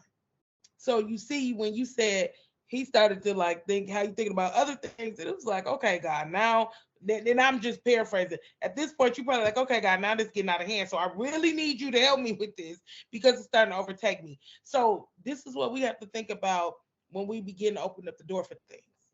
Things will overtake you before you know it. That's why you can't play on the devil's territory. you When your can. friend told you the young lady you was doing here, she was like, "Don't do it," because she probably was speaking from experience. She So was, yeah, she you was know, honest to say she did, and yep. yeah. So for me, what I'm gonna do is I'm gonna take that receipt for free and be like, "Yeah, critic, don't mess with that," because when you open up a door to something, that's why I tell people when you have premarital sex, child, listen to the people when the mothers tell you don't do it, baby, get some free receipts. Every receipt you ain't Free gotta buy. receipt. Get a free one. I'm trying. Listen, they told you don't do it. Stop asking all these questions. Why we can't do some stuff you don't need to know or why. Just don't. There are Well, certain well, things. well. One of the things because I want to openly share this, because I'm big on, I feel like people, we do suffer because of lack of knowledge. Oh But yeah, like one of the reasons why sex is so pushed at us is because that's the fastest way for spirits to enter in. exactly. It's the fastest way. So, like masturbation is the fastest Yep. way for spirits to enter in, Yeah, and yeah, sex is the fastest yeah, yeah. way for spirit to enter in. And they don't need your permission. You give them permission by opening your body outside of covenant. Yeah, And so, but those are the soul ties. yes, See, that's soul ties. And that's why I said some stuff you ain't gotta ask the why all the time. Like some stuff, you can be like, girl, that's hot. How you know you see the fire burner? You gonna put your okay, I told okay, you it was yeah, hot. yeah. Some I get like it's like sometimes we want to know, but sometimes that's why I love how God does things. Even in his infinite wisdom, he's like, listen, I ain't even gonna give y'all scientifically studying all the stuff y'all need for this body that I created. I'm only gonna limit you so much. And I feel like sometimes that's how it is in our day-to-day walk. He's like, listen, and I'm just paraphrasing because I believe God really does have a sense of humor. And I believe that he Oh yeah. sometimes is just as practical as we're talking. Like, listen here, girl, I told you it's a no. Leave it alone. Why you gotta ask me why I just said no? And so with that being said, sometimes if we just receive a no without having to be like, but I go sit down, it's enough. And you will appreciate it later on, as they say, by and by. If I would have listened to the no's, Lord have mercy, where would I be? Instead of asking all these questions and having all these inquiring minds, because that was just a trick of the enemy trying to get me off of my A game. Just think had we not started some things, we would be so much further along. We probably would be with that Yeah. husband had we, or you may be at that job where you want, we deviate from the plan sometimes, and then got to go back and be like, okay, God, now I really opened this door. I shouldn't have opened it. Okay, so now I need you to come in because this thing called flesh is a mess. Oh, yes, it is, This girl. flesh is a mess. So if anybody act like this, certain things don't happen, or your body doesn't desire things, come on now.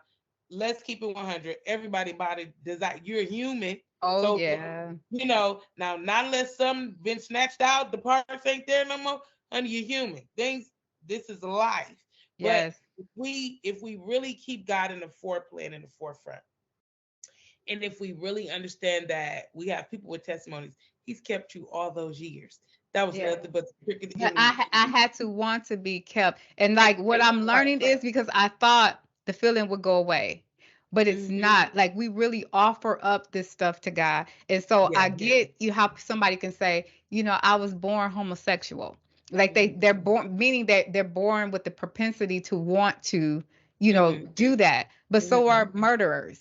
People who Hmm. murder, they're born with a sense of a desire to want to kill. So Hmm.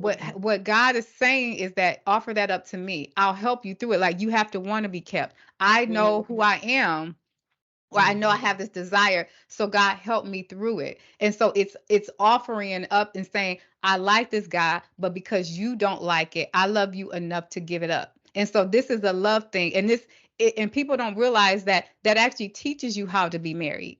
Because Hmm. one of the reasons out of many is why we can't stay married is because we think it's all about us and we think we have to feel good in order to give it up.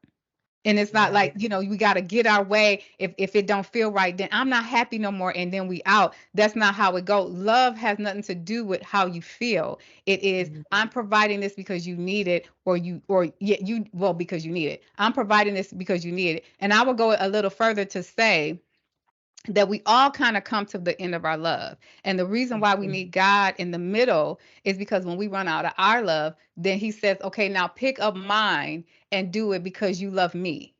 You get what I'm Yeah. trying to say? So That agape love is an unconditional type of yes. love.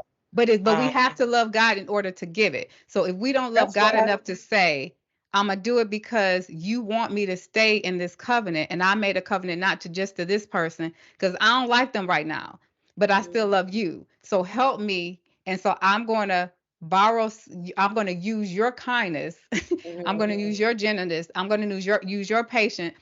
I'm going to forgive because you said it. I may not want to, but you said it, so I'm going to do it. I need you to work on me or help me through it. It's him being that glue to keep us together. And You I know don't think what's we funny? understand that. He gave me a revelation about that. You like them, you love them, but you don't like them. He said that don't even work. How you gonna not like them but love them? And I was like, well, God, I don't like them. Like, but how do you love something you don't like? And so I had to get that analogy and understand what he meant by that. You can't. That's like that love hate type of thing. You know how you want to straddle the fence type of thing. You want to teeter tot. If you love them, you gotta like them. You No, no. no, This is what I'm I saying because because there's family members that I love. I don't mm, want to see nothing happen to it, but I wouldn't say I don't like them. I don't like what they do. So right. I don't like you What I'm leaving your saying, kids on me, but I love you. right. But that's what I'm saying. I wasn't saying it like that. I was like, I don't like them, but I love them. But I had an attitude. That doesn't work. Oh, I see God what is you. not like that. I was like, no, I don't like them. No. And instead of saying, because again, if someone new is coming into Christianity, you got to be careful with stuff you say. Because I'm telling somebody I don't like them, but I love them. You ain't going to want no person who don't like you even praying for you. You be like, don't pray for me. You don't like me. But you be like, well, I love them. No, no, nope. I don't want that. So I needed to be careful. I said, well, God, you help me to see your people the way you see them. Okay, I Because pray that every day too. Yeah, I actually pray because that every day. if I can't see God's people the way He see them, then how can I love them? How can I even like them? Now you're right. I don't have to like your ways, but I still need to be able to separate. the enemy that's working in you from you as the individual. I have to Right. be able to separate it so Yeah. I can see the way God sees you. Because if I see the way critics see you, it's probably bad. Because Okay. I'm gonna just see you. I ain't gonna see no devil in you. I'm gonna see you and the devil that's working with you. All y'all gonna get on my nerve. You know what I'm saying? So I was like, okay, guys, you gotta help me with that thing. And I'm grateful because again, we're still learning. But I'm learning the more, and again, learning this stuff in my singlehood because I was saying that prevalent when I was not single. Like, I don't like them. Nope.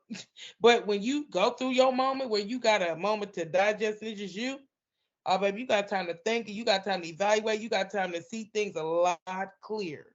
So I was like, God, I thank you for giving me that little revelation. He's like, you got to be careful what you say.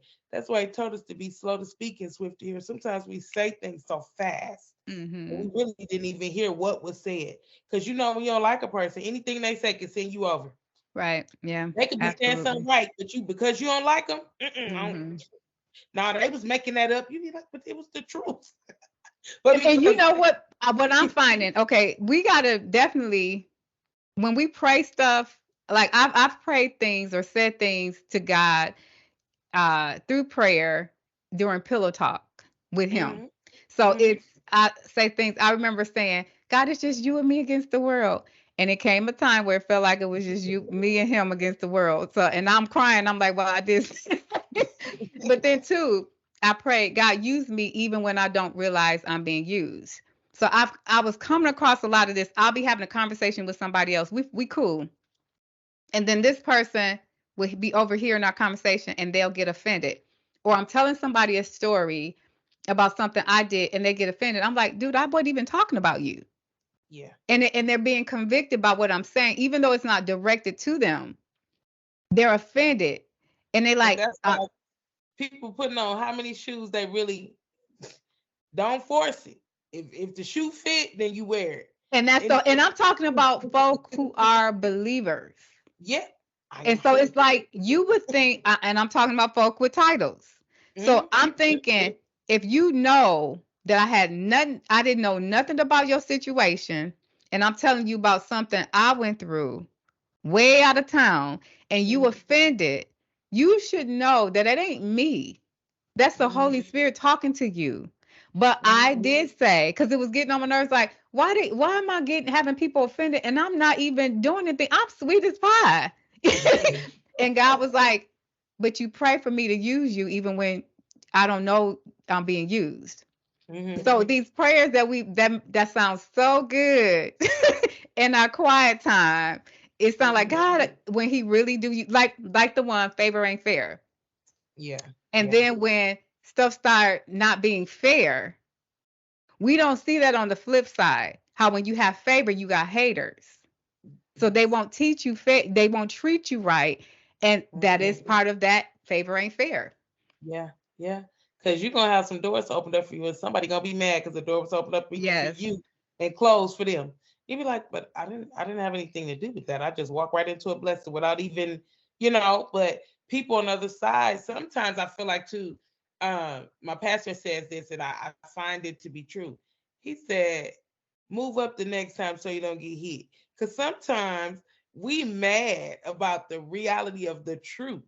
And you be like, they was talking about me. Well, if God gave them a word just for you, you just say ouch and move up the next time.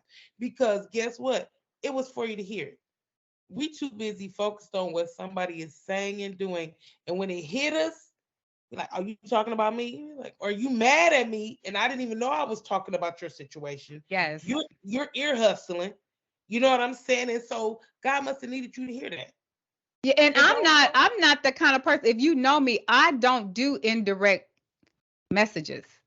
yeah. I'm straight on. I've learned to be confrontational and not in a nasty way. Like if I have a problem, because I want to get that thing resolved. So I'm going to Mhm. go to you directly. I don't do that whole I'm saying stuff and I want you to get it. Sheree is going to go straight to you. That's one of the things I know like my at my job, my boss, it bothers her. And I'm like, but you long-winded. So who's wrong? Like I let you be long-winded, but I get straight to the point because I'm just like, I want to get it out of the way. I'm not being rude. It's just Right. like, well, no, here's the thing. I mean, here's the situation. Let's get it resolved. And then you drag some out. Well, we could have been done 10 minutes, but I know that's how you are. So who's right and who's wrong? Because they said, well, you're direct. And I said, but I'm not rude. I said, so if somebody is saying they're offended, I'm the first one to say, no, that's not what I meant. I meant this, so that's me. It's just, this is my personality. So if you really know me, I'm not coming at you sideways. Yeah, I'm gonna go like, okay, wait, no, you hurt me when you said this, or you did this. Because I want to get it resolved, and I want to make sure, did I get it wrong? Right. So now this next question I want to ask, what do you believe is easy about singlehood? What is easy about your singleness? My freedom. Freedom, freedom. Yes, my freedom and my right to love me unconditional. It is. It's I appreciate it because learning how to put me as a priority. That's not anything that I've always been good at. So yeah, those things are key for me. Okay, and I would have to say, I am relieved about not having to argue over finances. Oh, yeah. And then, like, wait, why you didn't pay that bill when you said so I have control of that, and I know I'm gonna have to give that up eventually. But I'm praying that he is going to be responsible. And then just dealing with, like, I definitely don't want a husband who is tit for tat or kind of petty. I want somebody to be like, you hurt me, and not having to fight. I mean, that was one of the biggest benefits after I had got divorced. That one time I was in the dentist's office, and I was the dentist was having a problem with the other person next door. So when he came to me, I was trying to be careful, he kind of just got into it with them. And he kept going back and forth with me, and I was trying to calm him down. And then I finally looked at him. I said, I'm not married no more. And I leaned back in the chair. So I was thinking, like, you must be. And he did calm down. He calmed down. So I'm thinking he was arguing with that person because he probably got into an argument with his wife. And I just realized, like, he's trying to pull me in the argument. And I felt like me getting irritated for a minute. And I was thinking, I just said out loud, I'm not married no more. So, like, I'm not about to argue with you about this. And then you fit to work on my teeth. Yeah. Right. So, like, don't be handling me. Yes. And I've done this a couple times with people, particularly men, when they're trying to argue, if I'm going somewhere and they're trying to argue, they're upset. Like this one guy, he was reverse psychology stuff. Yeah. Well, this one guy, he was married. No, he was married. So I met him in Texas on the base, because my brother, his family is like, he's my half brother, but his family, his father-in-law, not father-in-law, stepfather, he's military. So we were on one of the air base or the bases, and this guy came up to me. He was in the Air Force, and he gave me his card. So I called him when I got back to Milwaukee, and we had a conversation. Now, the first two things I asked a guy is if you're married or you're living with somebody. Right. And so when I said, are you married? He started stuttering. I'm like, okay, well, you answered my question. So he's like, well, we ain't been together for 6 years, but you still married. So so me being Sheree, I'm having conversation. I'm asking him, like, well, what happened? So he's telling me, and it just sounded like he just worked a lot when they were young. So there was no real, like, he didn't cheat on her. So I was like, well, there's a reason why you haven't divorced her yet. You may still, really care about her. You don't know. So he started going off on me. How you going to tell me? You don't know me. And I said, you know what? You're right. But I do know you married, and I don't mess with married men. Yeah. And I told him, like, so what if I start dating you and then I want to marry you, how you going to do that? And you already married. And so he started going off, and I just started praying.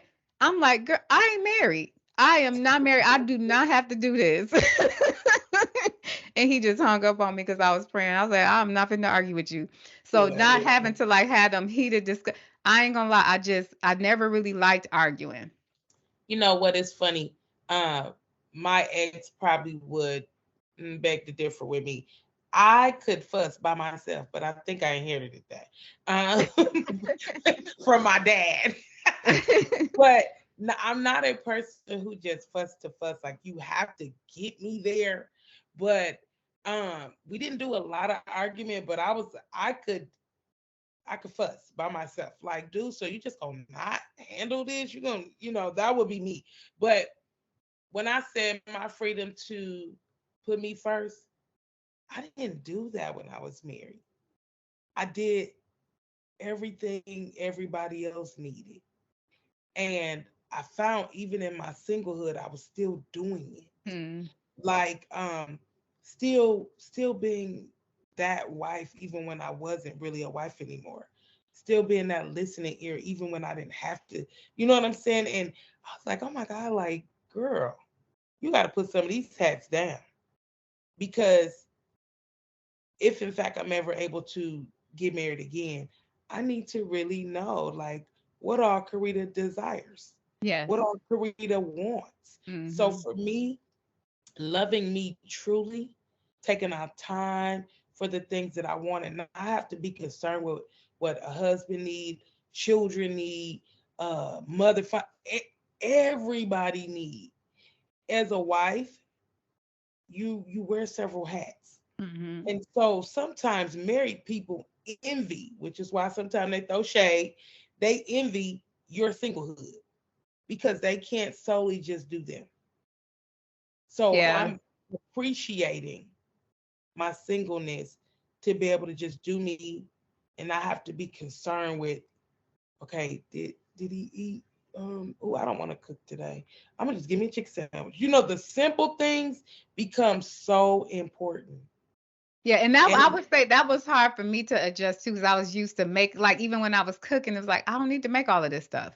And so yeah, even to get down to like I could just have cereal tonight was it felt foreign at first. Like I'm yeah, not used to this. yeah, But I've yeah, had people because I know I'm a wife. Like that's the yeah, thing is yeah, like I know I'm a wife. I had even people ask me, "Are you married? Like you look yeah. like a wife." And I felt like in that marriage, even though it didn't, it ended up in divorce. I feel like God trained me to be a wife. And Hmm. so I was shocked, like, you really kept me single this long, but it was because it had nothing to do with him just wanting to drag it out. He wanted me to both be able to relate to singleness and marriage. I get it. Because I actually Hmm. got a prophecy saying you're getting the marriage you want. I've gotten, Hmm. it was another one too that I got. So I know I was supposed to be a wife, and I even felt like he developed me into one, but he's Hmm. more about our purpose than anything else. And so Yeah, that's the first thing we have to, in our singleness, get to know our purpose because that is what has kept me even here, knowing yeah. when I talk to guys like I like you. It was one guy I really liked. We cooked together, and I knew all the time this was compromise. I knew because he was a Jehovah's Witness, so I knew. But I ain't gonna lie, I was a Okay. little discouraged with the men in the church, and so Yeah. I had said within myself that my boo must be a startup. You be And I having knew. them Ray moments too much. And so we were like, I had a blast with him. Mm. And then and I knew, like I said, I knew like this is compromise. But he was very jovial. But when it came to his religion, he would start up even in that. So he was new. But what I loved about him that he would call me and say, Sheree, what about this? Turn to, St. Jude, Yeah, and then we would dialogue. So yeah, I love intelligent men. yeah, So or yeah, men who want to learn, like, yeah. stupidity is a turn off. So if you don't want to learn Ignorance is bad. nothing, You can go for me. yeah, Ignorance is you don't want to learn nothing. No. no So development, no growth, none of that. I nothing, can't. yeah.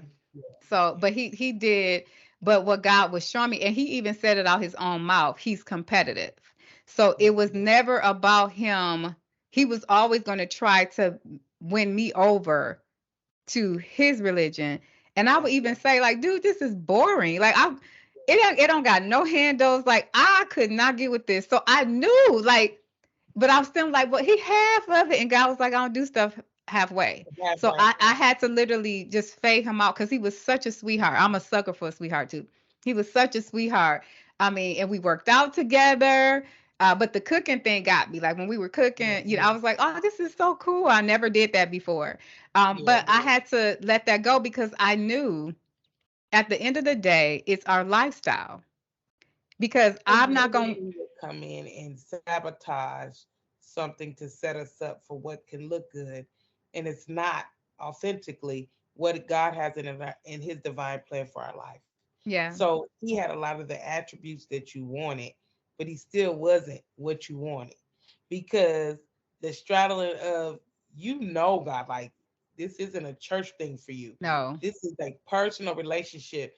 God, and you also know the plans that He told you He had for you. But because we had a charade moment, like I have a Karita moment sometimes, and be like, "Okay, God, I'm gonna just deviate a little bit because this right here, dude, He's like, yeah, you'll be back on this side because Right. you realize that don't work. And I know for me, whoever I'm gonna be with, I need a man that can pray me through. Me I don't too. think I ever want to sit in a seat where I'm the only person going after God And I've for been there. I've for the been in first. this. I That don't is want so that anymore. draining. Yes, I it is. I want to be when you say you love God, man, I love to see a man giving God total praise. I Yes. love to see him in worship mode. I Oh love to yeah. see him sensitive to the spirit, but I love to see a praying man. Hmm. And because that's what I grew up around. My parents could argue, but baby, somebody up in there, thank you, Jesus. They could have been mad. You hear me? But something in the thank you, Jesus connects them back together. And whatever they was mad about when they got done with that prayer that they joined in, even though they didn't initially start off together, it when you got them spirits, you got the Holy Ghost like that, it connects. You can't say Jesus' name too much, and you know what I mean? So for me, I have to have that covering. I have to have that covering. And you don't always get that in relationships when you deal with people. Well, you won't get it when you deal with people who are not on the same. If I'm here, I need you to be here because some days I don't want to always be the strong person that gotta, man, it's Girl, exhausting. it I want is. somebody that's gonna pull me through, pray me through. I may have a moment. I ain't trying to have one, but if I have one, can I depend on you to pray me through? Yeah, and I even want that from my friendships. I Yeah. realize I have carried so many people that I Yeah. just literally in this season I was like, God, send me people around me where we can pour into each other. I need the that gift of reciprocity, like we know how to give back to what's giving to us. Because so many people are takers, and when you're naturally a giver and you don't know no better, it's draining. You just give out, and you wondering like, why am I tired? And then they telling you they still want more. It's like I ain't got no more. Yeah. And when your mental state of mind is exhausted, you really cannot. Like, I'm more tired mentally than I am physically because the giving is, as the young folks say, done got real. And I'm like, Lord, okay, this is exhausting. I'm like, I don't even want to do this anymore because it seems like, and you find yourself pulling away. And people say, you acting funny. No, I need a break Yes. because if I begin to, the Bible tells us, don't get carried away with the cares of this life. And I'm paraphrasing. We have gotten so, people will draw you in their world so fast, you don't even realize it. And you're sitting right in the world with them, and you be like, how did I get here? They oppress, suppress, depress has become your stuff. I And actually had a girlfriend that did just what you said. I didn't even know it. It was when I first moved out from my divorce. I moved into this side by side duplex, and I met this girl. We were just volunteering cleanup, around the neighborhood, and she latched on to me so quickly that, and because I was a giver and her mama, you the same girl. So yeah, I found she was calling me and talking to me all day at work, and then as soon as I got home, she was talking to me on the phone. Then we see each other at church, and then on the weekend she was over, and I thought we were friends longer than a month and a half. But I realized it was because she was always, and she got mad at me because I told her.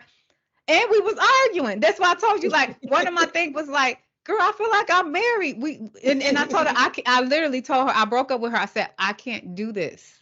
yeah, I can't do this. This is draining. And then she turned so bitter on me that we was at a women's conference and she raising her hand. There's people at this church that act like And nobody even got that she was talking to me talking about me because I had told somebody like she was saying that. And she said, "Oh, she was talking about you, girl." But nobody paying her no mind. But just draining. Like I said, I look back and it felt longer.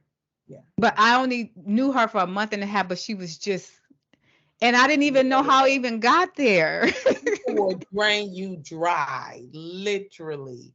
And if you don't literally have enough strength, that's why I said I don't want to be in a relationship where I can't be a priority. I'm Yeah, sorry. it gotta. I I have can't. You gotta have I the can't same do that no energy at more. least. Yes, Yeah. because I'm telling you, when you make everybody else a priority, you never get to you. No. And when you're at the lowest, they can't even pull you up because they still waiting on you to still pull them. Yeah. Like, That okay, sir, part there is what I like I'm learned. drowning, sir. Did you miss? I was drowning. But they Yes. still waiting on you to come snatch them out. So yeah, loving me, putting me in his part, yeah, that's a go for me. I'm Okay. like, and I want somebody else who's going to love me genuinely just for me, not what you can give, not Hmm. because you need a praying wife, not because you need a list. Listen. If you need counseling, that's why Dr. Jesus is it. I'm telling you.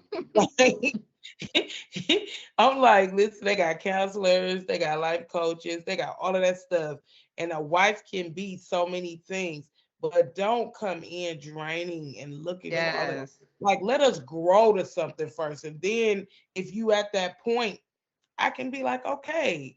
But if we here and I haven't even, you know, drowned me before I got off the boat. Like, no, Yeah. I can't do it. It's too much.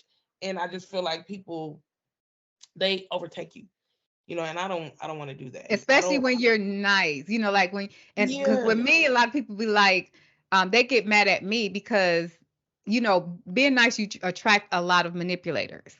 And I Oh my know God. they're manipulative when they say stuff like, oh, I thought you was saved. Yeah, No, that's see, you thought ridiculous. I was gonna just let you walk all over me, and I can Yeah, still check them with a smile. But yeah, people aren't used to that. They're used to being able to just walk all over you. And I know me, I have to do it ahead of time because I yeah. have this Ray Ray that still resides in me. She's a thorn in my side, and if I don't deal with it, and I let it boggle up, Ray Ray just gonna snap, and we don't need Not to right, wake right. Ray Ray no more. We got to keep her weak. Yeah, I got that bravery, and she's still in there though, because that came. Well, Oh I thought she no. was gone, but then when that whole stuff went down with my dad and my family, I realized, oh, she's still there. So I, We but got I to keep wanted, everybody under yeah, subjection. we got to keep her down. But I also wanted to ask you, speaking of men or your ideal man, what are the three most important things you are looking for in your God-given mate? Um, God fearing for sure. And I'm not talking about just verbally saying it. I need to see it exemplified. Hmm. Um, I need him to financially, he needs to be together. Um, and last but not least, I need him to be family oriented because I am. Those are key things for me. Like I said, I agree with you. Definitely God fearing. I want him to really not be like religious, but just I love Yeah. God. I need God, like genuinely a Yes. genuine, real person believer, and Yep. And that's not a what I fairy said, tale believer. sensitive. Yes, very sensitive to the spirit. Yeah, Because when you're sensitive, you're easy to listen. And you're not just gonna just do. You're gonna be like, okay, God, I heard you. Even if it's something you don't want to do, I yeah, heard you, God, and I'm getting ready to correct. I'm getting ready to move quickly on what you said. God fearing people do that because they want God to know, like, God, I heard you and I love you enough. Even if it's an uncomfortable thing, God, I'm doing it because you told yeah, me. You yeah, know, I want that. I want someone who wants to cover me. And when I say cover me literally, not put a cover over me. oh But yeah, because that could really, happen.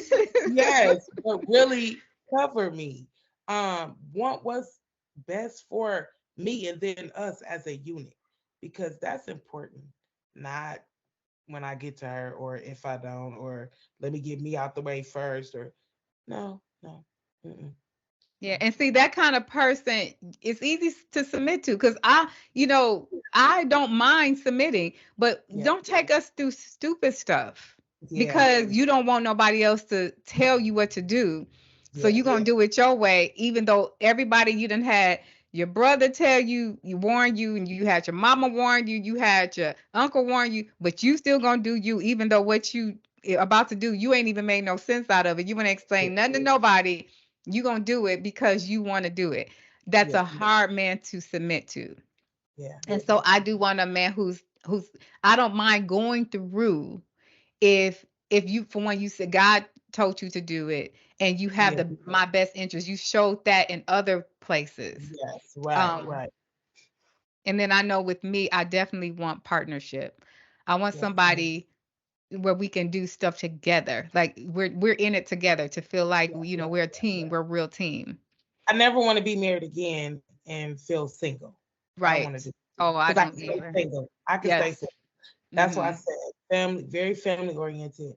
I'm not saying you got to be under my family all day because I ain't gonna be under my family all day. Yeah. But if we got family things going, I ought to see my husband there. Yeah. Vice versa. Something going on in your family, I'm gonna be there Yeah. because I'm about family. I am. I'm about bringing us together. I'm about being a part of whatever excites you, whatever. And sometimes that means, Sheree, I can use this for example. I'm not a sports person, but if I'm really loving you, okay, listen here. I might take a snap. Yeah. I'm telling you, I might go to sleep. I promise you, I might. But because this is about you, babe, I'm here. I'm supporting. Hey, You're right. Yeah. uh, 3 pointers, whatever that is, throwbacks, quarterbacks, whatever. I don't care. I'm gonna be here to support you because this is important to you, not because of nothing else except I love you enough to even do sometimes things that I'm not a big fan of, I just to agree. support you. You know, I need the same things reciprocated. Yes. Because I actually don't mind, like, oh, I Yeah, don't really like it, but it's, if this is what you like, show me. I want to go with you so I can see why you like it. Explain it yeah, to me. yeah, So I'm definitely big on that. So it sounds like both of us, we have the same desires for our God fearing, yeah, God given mates rather. yeah. And then this last question. If you could tell single women one thing, what would it be? Do not compromise your Christian walk just to be with a man. Don't let go of God because he's not and you want him. Don't do that. Wait. Wait patiently. And I know that wait game seem hard, but I'm telling you, waiting is better because when you jump ahead of what the plan is for you, you knock it off. So I would tell anybody, don't compromise. If you want riches, wait for riches. If you want solitude, wait for if whatever you want, wait. Don't compromise what you want, what you desire. Don't do that because you end up making a shipwreck out of things. Wait, wait. And even if you mess up along the way, still know, okay, I wasn't supposed to probably be in the bed with you. However, I'm about to get out. God, I'm sorry. Yeah, I'm waiting because you open up the door to so many uncomfortable situations that you bring in your life. Don't do that. Don't compromise. If he promised it, it's coming. Patiently wait. Find other things to be engaged in, involved in, so that your waiting game doesn't seem like it's mind pressing. You know what I'm saying? But don't compromise what he's promised you. Wait. Yeah, and me, I would say, to singles to live for today. Yeah. Because I've come, like when I got single, I assumed I, made my prayer, teach me how to be okay with where I am. And I had in my mind that I was going to be hanging out with these other single women and we were going to be traveling, we were going to be Mhm. doing this and, volunteering, doing all of this stuff. And I got around a lot of single people who were looking for mates. Yeah. constantly. So they're Yeah. dating over and over again. Because they were so busy running from being single Yeah. that they weren't getting anywhere with being married either. Yeah. And it's like you get older, and some of them now I can say that I didn't do what I wanted to do, Mm-hmm. um, but I still lived. Like I literally moved and lived in two different places, and I was adventurous there. I visited, uh, did things even sometimes on my own because I didn't have Mm-hmm. anybody to do it. Horseback riding, now my Yeah. brother he wanted to go skydive. I said, look, this is the ocean. It is real sharks in there. We're not going to do that. But I will get on this little boat with and look at the dolphins. um, and then we what else? Oh, we did the with Segway bikes across the island because I Yeah. went to Yeah. St. Padre Island, and so we Oh did wow. that. So I've had some good experiences, and it was scary when I moved to Texas because I had never lived anywhere else before, Yeah. and so me packing up a whole house at 40, and in 3 weeks, by the way, and moving literally on the other side of the country, away Wow. from everything I knew. Yeah. That was scary, but God, He assured me, I'm with you. And when I tell you He was with me, that was the best time of my life, I have to say. So I'm glad I did that. I met some great people, some crazy ones too. Um, but I met some awesome people, and I'm so glad that I really did live. And I got to know myself. But I really want us because I see so many single people. They're so depressed and they just Yeah. want a man and they have this image in their mind that don't even exist, like because they're depressed because they think when they get married they're gonna have this life in their head. When No. Yeah. they're getting a whole human being, even our god-given mates, they're gonna have it's not gonna be perfect. Yeah. They're not gonna be perfect, and you're not gonna always be happy. And so if we start looking at men as human, I think we can start living life for real. Yes. Yes. Yes. They're Yes. not our saviors because they No. need saving too. Exactly. And you know what else? There is no perfect man. There's no Mm-mm. perfect woman. Um, you just wait for the one who God has for you, though, so that when you do come together, you can really perfect perfection together.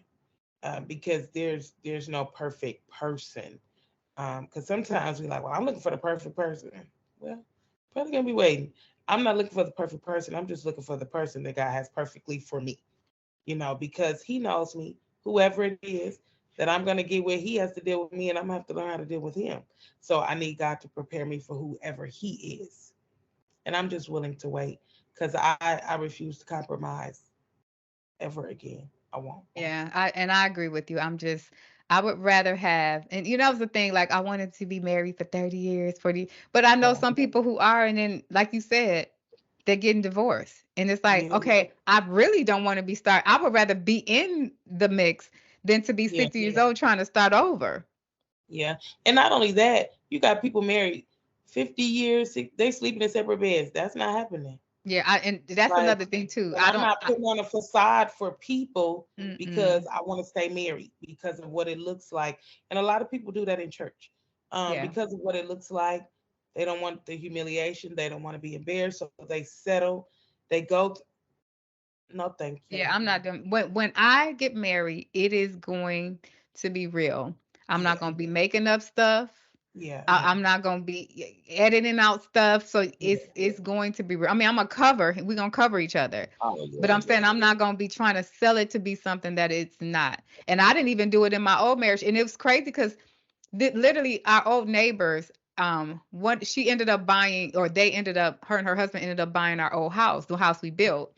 Yeah. And so a piece of mail came with my name on it. She's like, only Shrey Gardison I know was, lived next to me. So I came by because I still was talking to the neighbor across the street. She was giving me her tiger lilies. And she Hmm. told me, she was like, go over there and see her. So I went over there and I sat with her and her husband and talked. And she said, I thought y'all had a perfect marriage. That's the reason why we got married. Oh, So wow. it was so that, and that really showed me that I don't want to take this marriage lightly because people really, it does something. It gives a sense of stability when people see marriage. And so I want to be able to do it authentically, so that we can develop, stronger communities and more two-parent families, because Yeah. that it did something to me when she shared that, because it's like, man, I kind of wish it would have worked Yeah. out. But I knew, it was like hellish though. And it's like God still covered it though, Yeah. Yeah. even though it was But you know hellish. why? Because God grace and his mercy is sufficient. And despite us doing things that he hasn't necessarily ordained, he ain't never fell short of his promises to us.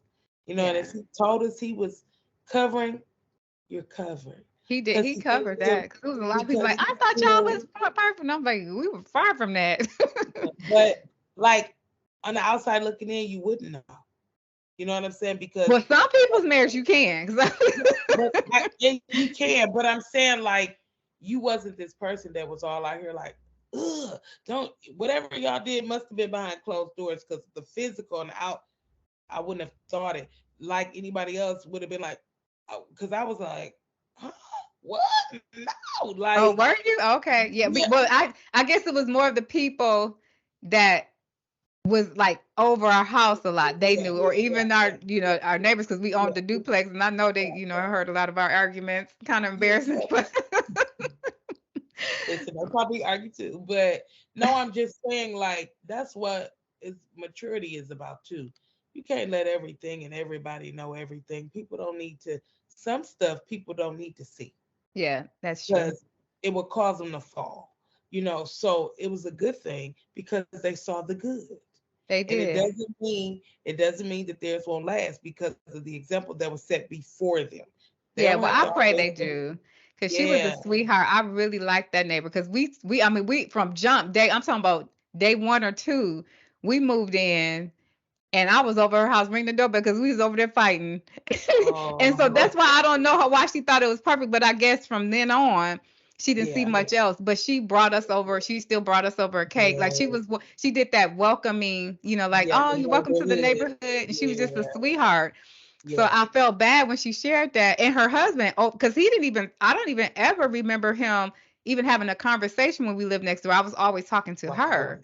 Yeah, So for him to say, like, I married her because we were watching your marriage, like he was like, you took care of the kids and y'all had the dog, and yeah. it seemed like your husband, he went to work and came home, and y'all just, I just couldn't believe it. I was like, no. You And I'm never thinking, you know don't remember that time I came knocking at your door? I guess you didn't. I don't know. no, but well, you know what? And God has a way of putting a cover and shield over some things over people's eyes because some stuff people can't take. You Yeah, never know. It may would have stopped them. What is a beautiful union? I May agree. would have stopped them from because no, dude, we thought they was perfect. No, we'll wait. Because some people really don't get married because they say that when they sign a piece of paper, it changes the dynamic of their relationship. So people will hold off with getting married because of that. So for them to see the example that you guys demonstrated before them, they're not looking at your flaws. They was looking at all the pros, and All they them like, pro, yeah. yeah, Well, So I do pray that they stay married, but this next one, I do want it to be a model marriage. That's why that's one of the reasons why I'm willing to wait. So either it's mhm, gonna be right or I'm good. Like I don't want, I'm not mhm, doing that. Honestly, up until this point, except for one guy, mhm. most of them is like, oh, that's, I can see the drain already. Yeah, Just yeah, it's like, yeah, that feel like work, and it feel yeah. like it's Look, you not just gonna be be like, prosperous. run, Forrest, run, run. Like Yeah. I've nobody. had some of those Holy Spirit moments like, okay, yeah, so Yeah. yeah, anyway. And even when I've talked to a couple other guys, just I'm like, you know what? And for a minute, you really will think the facade that is being demonstrated, you'll think, wow, okay, maybe. But then when you start seeing red flags of your first, you're like, Girl, mm-mm. I knew like some of them I'll be in And not 5 minutes even and all this. bad stuff, but it's like if I'm family oriented, I don't want to deal with nobody else who just want to be in the house. Right, I, or I want to go, but you don't never want, or I don't never want to be in a relationship with nobody else that people don't even realize you married because they never see your spouse. right. Like, no, I don't want to do that again. Yeah. So it's funny to me. I still have family members who I haven't seen in forever. How your husband doing? I be killing myself. Like, wow. Oh They like, Lord. yeah, that sweetheart. Because That's that's right. been a while for that. What, about 8 years? No, 8. No, we're going on like 12. Oh, Yeah, okay. So you're okay. So we, me, and okay, yeah, 12. So it's around the same time we did yeah. that. 2010. Oh, mine is 2008. Yeah, 2010. Okay. So like, yeah, yeah, it's a little, yeah, well, almost 12 years. 15. Yeah, Yeah, yeah. 15. So So that's why I say when you don't disclose stuff, people don't really know, but they were never seeing them in the first place, so they just think that what gotcha. you know. So it's like, yeah, I ain't been married for a long time. Yeah, and I'm the like, funny thing with that though, at church, um, after I got divorced and got into ministry and befriended a couple people, it was people who I knew went there for a long time, but they were like, I don't remember you being married. They remember me and my kids, but they didn't remember. I was like, yeah, he was there. He would have his arm around me. And yeah, they were like, I don't. And then when I showed one girl him, she was like, I don't remember him. She's like, I don't ever remember that man. So that was crazy for me because we yeah, were, for 12 years. How long you were yeah. married? Uh, well, 12, 10 in the same house, but total of 12. Okay. And I have Yeah, to say, I never did see your husband. yeah. See, I never did see him. Like all and the look how many because remember we times used to we go would play speak up. volleyball and stuff. Yes, Yeah, I but never guess did. what? And I was bona fide married, but that's what I'm saying. So yeah, I don't want to do that again. Yeah, and Like, I'm with you. It's just some things I don't want to repeat. I don't have the grace for it no more. Like I I'm know. sapped out. I just really need a partner. I don't mind because I am a by nature, I love togetherness. It gives me fuel for some reason. It just gives me fuel. So if we can do stuff together, then even if I don't feel like doing it, your energy is going out, okay, we're doing this Yeah, together, let's get it done. yeah, So I right. just ain't got I don't And have that's I can't do the one way thing no more. yeah. It's not fair to either party. No. Um, that's again things that I may not even like or know nothing about. But if I see him saying, "Well, babe, I went to some whatever you did with the girls or whatever," you know what I'm saying, and I that wasn't really my thing. I'm like, "You're right, babe. I'm getting up. Okay, so what we watching? Yeah. You know what I'm saying? Because relationships is give and take. Like you just can't keep taking and not giving. And You then know expect it to keep giving to you. It's like exactly. going to the bank. You ain't put no money in. Keep making Eventually, withdrawals. you ain't gonna have no more in there. And you No, can't go there and get mad at the bank talking about why y'all ain't give me no more money because you ain't put nothing in. And it's like with exactly. men who like even in the case of you got a woman, she doing everything. And Yeah, then you laying around while she doing everything, you not helping. And then when she sit down, you want her to be freaky. It's yeah. like all her energy went into while you Everything. was sitting down chilling, and a Yeah, lot of men don't get that. It's like you yeah. don't see if you don't want to get up because you don't want to exert energy, and you saw her doing all of this. Why do That's you part think? selfish.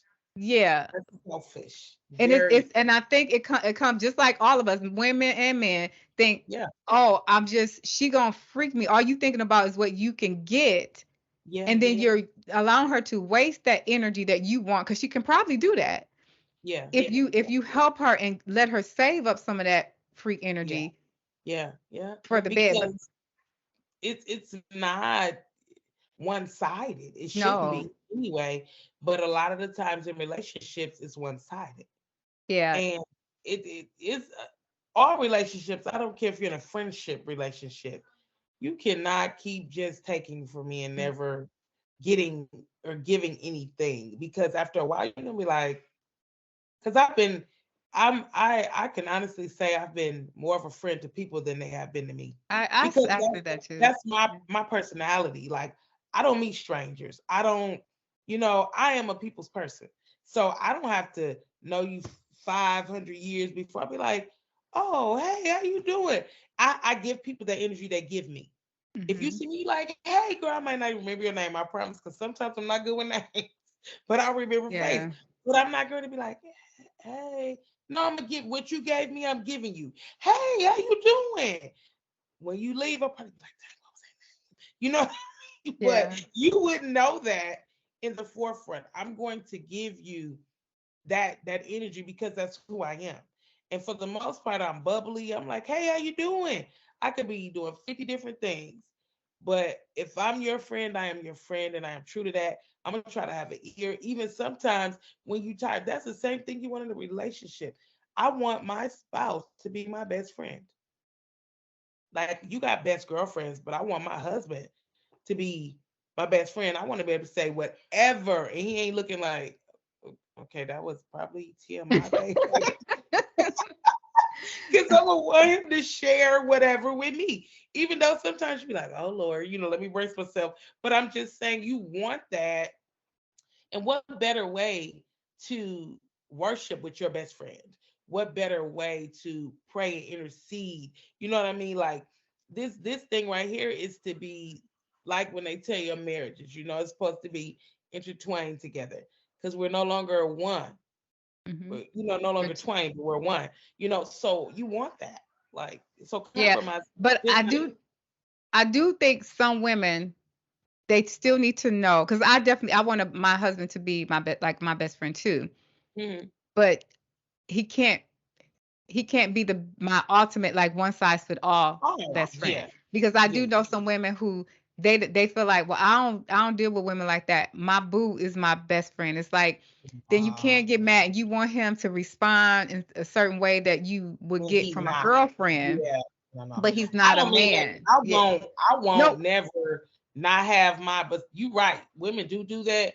No, and as a matter of fact, I'm okay because I don't need him to be under my right and my left arm all day. Right. I need to be able to go over there with my girlfriends and come back because after this does make the heart grow fonder. Be like, Yeah. hey, boo, you know what I'm saying? But I don't have to be. He don't have to be right here.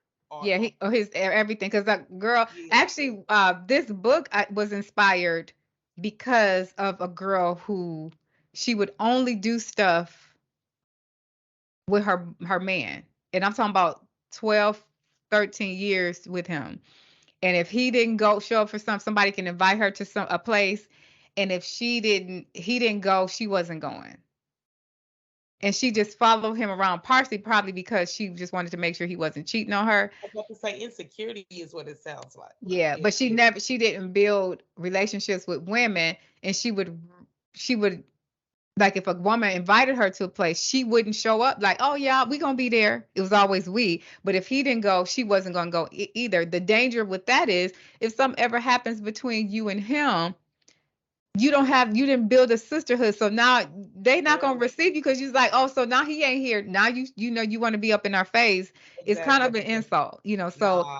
we got to balance that. We got to learn how to balance Yeah. that. So I don't, I definitely want that, because I want to be able to tell my Yeah. boo, like, okay, this is how I'm feeling, and then him to tell me. One thing I can say, I've matured enough to understand, or to even be able to handle my husband coming to me and say, like I'm having impure thoughts about somebody, Right. or I was tempted, Mm, because I have the right mind of he's human. Because mm, even with me, I might have some temptations too. Oh, dude was fine. Um, mm. and I know I got to stay away from him. I want us to have that open relationship, to know we're human. You can come and talk to me about a lot of stuff. Now, I may not be able to take everything, so you're gonna have to pray if it's too much. But just to be honest and say, I feel like, I don't know, I was looking at porn, or just something, so I know what You to know pray what? for. That's good right there. I like Tamla man and David man. When she said something, this was some years ago, somebody was interviewing her and they talked about how do you guys keep your relationship. And what I love that she said, and I'm taking that, the Lord allow me, if I'm ever able to be remarried again, into my relationship, which I didn't have a problem with, but I'm taking this with me. She said, my prayer has been, God, let me only have eyes for my husband and him only have eyes for me. And not because in the human form you don't see people, but Yes. not to the point that you're gulping after them or that, you know what I'm saying? You got wondering eyes. No, I seen that he or she was handsome or beautiful. However, I see my wife though. However, I see my husband and he is fine. You know what I'm saying? Like Okay. regroup Yeah. your whole That's what. Yeah. mindset, you know, so that when you still see him or her, whoever that may be, that becomes appealing to the eye, it'll automatically take you back to, yeah, but my wife. Yeah. Yeah, but And my I guess blood. because if I can do this single though, I don't even think that's going to be a problem for me. No, But not for yeah, you, but I, no, but I'm saying in general for yeah, me, but for some people, but I'm yeah, saying that is my prayer. I want us to yeah, be that open open, where we yes, can, because I know you're still human and so am I, where we exactly. can bring stuff and not feel terrible. I mean, I know we'll probably get upset, but to Girl, still you have human. that base of, well, they're human. At least they came to me. You know what I Yeah, mean? yeah. So that's what I'm Because saying. But guess I what? don't. That's the open communication that you need to have because Yeah. it's reality. But again, him, or you, I'm sure you've been married before. You know what I mean? So you'll be still like you'll be in tune with your husband because I've never seen you as this person who like wonder like that No, anyway. I Like, don't. No. like when I I would did. see Wait, you, I ain't gonna lie though. I did, and I actually went to. I was like that with my ex though. So like it okay, was a time where and it was only because I wasn't getting from him what yeah, I wanted, and I was asking over and over. And yeah, I went to the gym. Yeah, I yeah, went to the gym, and I was this guy, I was feeling him, and it was yeah, pretty heavy. And so I just stopped going, and I went and told my ex-husband, and he yeah. seemed like he didn't even care. So I already Mhm. know that I'm not, even when I was in high school, I wasn't big. I tried to be a player. It didn't work out. It was Mhm. too much work for me. I did it for 2 weeks. And the crazy thing is I had two boyfriends with this. I was dating three boys. Two of them had the exact same name, both So first that's and last name. And one, yes, and I was mixing them up. So yeah, I just ain't built for the playing thing. I can't do it. I'm not a good liar. yeah. I can't I do don't it. have the energy. Like, listen, y'all can keep all that. It's enough keeping It's up too with one. much. It, It's it, too it much. is. It's enough for just one child. The energy it takes for two probably would run me crazy. And then again, I mix up my children's name, child. So you know I'll probably be mixed up. Yeah. So I'm I'm, calling my daughters each other's names. So yeah. yeah. But all right, I want to conclude this now. This was good dialogue. I think we've covered a lot of good stuff that I think we just need to Yeah. hear Yeah. to get us through this Enjoyed thing it. they call life. So, Yes. but I love you, Six, and again, thank you for I love dialoguing you with me today. too. Thank you for letting me rock with you. I've Oh, enjoyed it. rock on. I'm so Right. corny. Hey, Rock family. You know, sometimes certain topics can trigger old emotions. So if at any point during this head trauma discussion season you feel you need to talk to someone, please do. And for some reason, if you do not have access to a trusted source, feel free to check out some of our recommendations by visiting www.rockwithmenow.com. Once at the homepage, select the Rock Challenges tab, and then filter through the list available to see what may possibly suit you.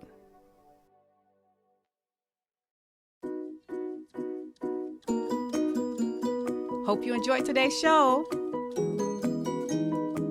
And remember to like, share, and subscribe. Oh, and leave a comment. We'd love to hear from you.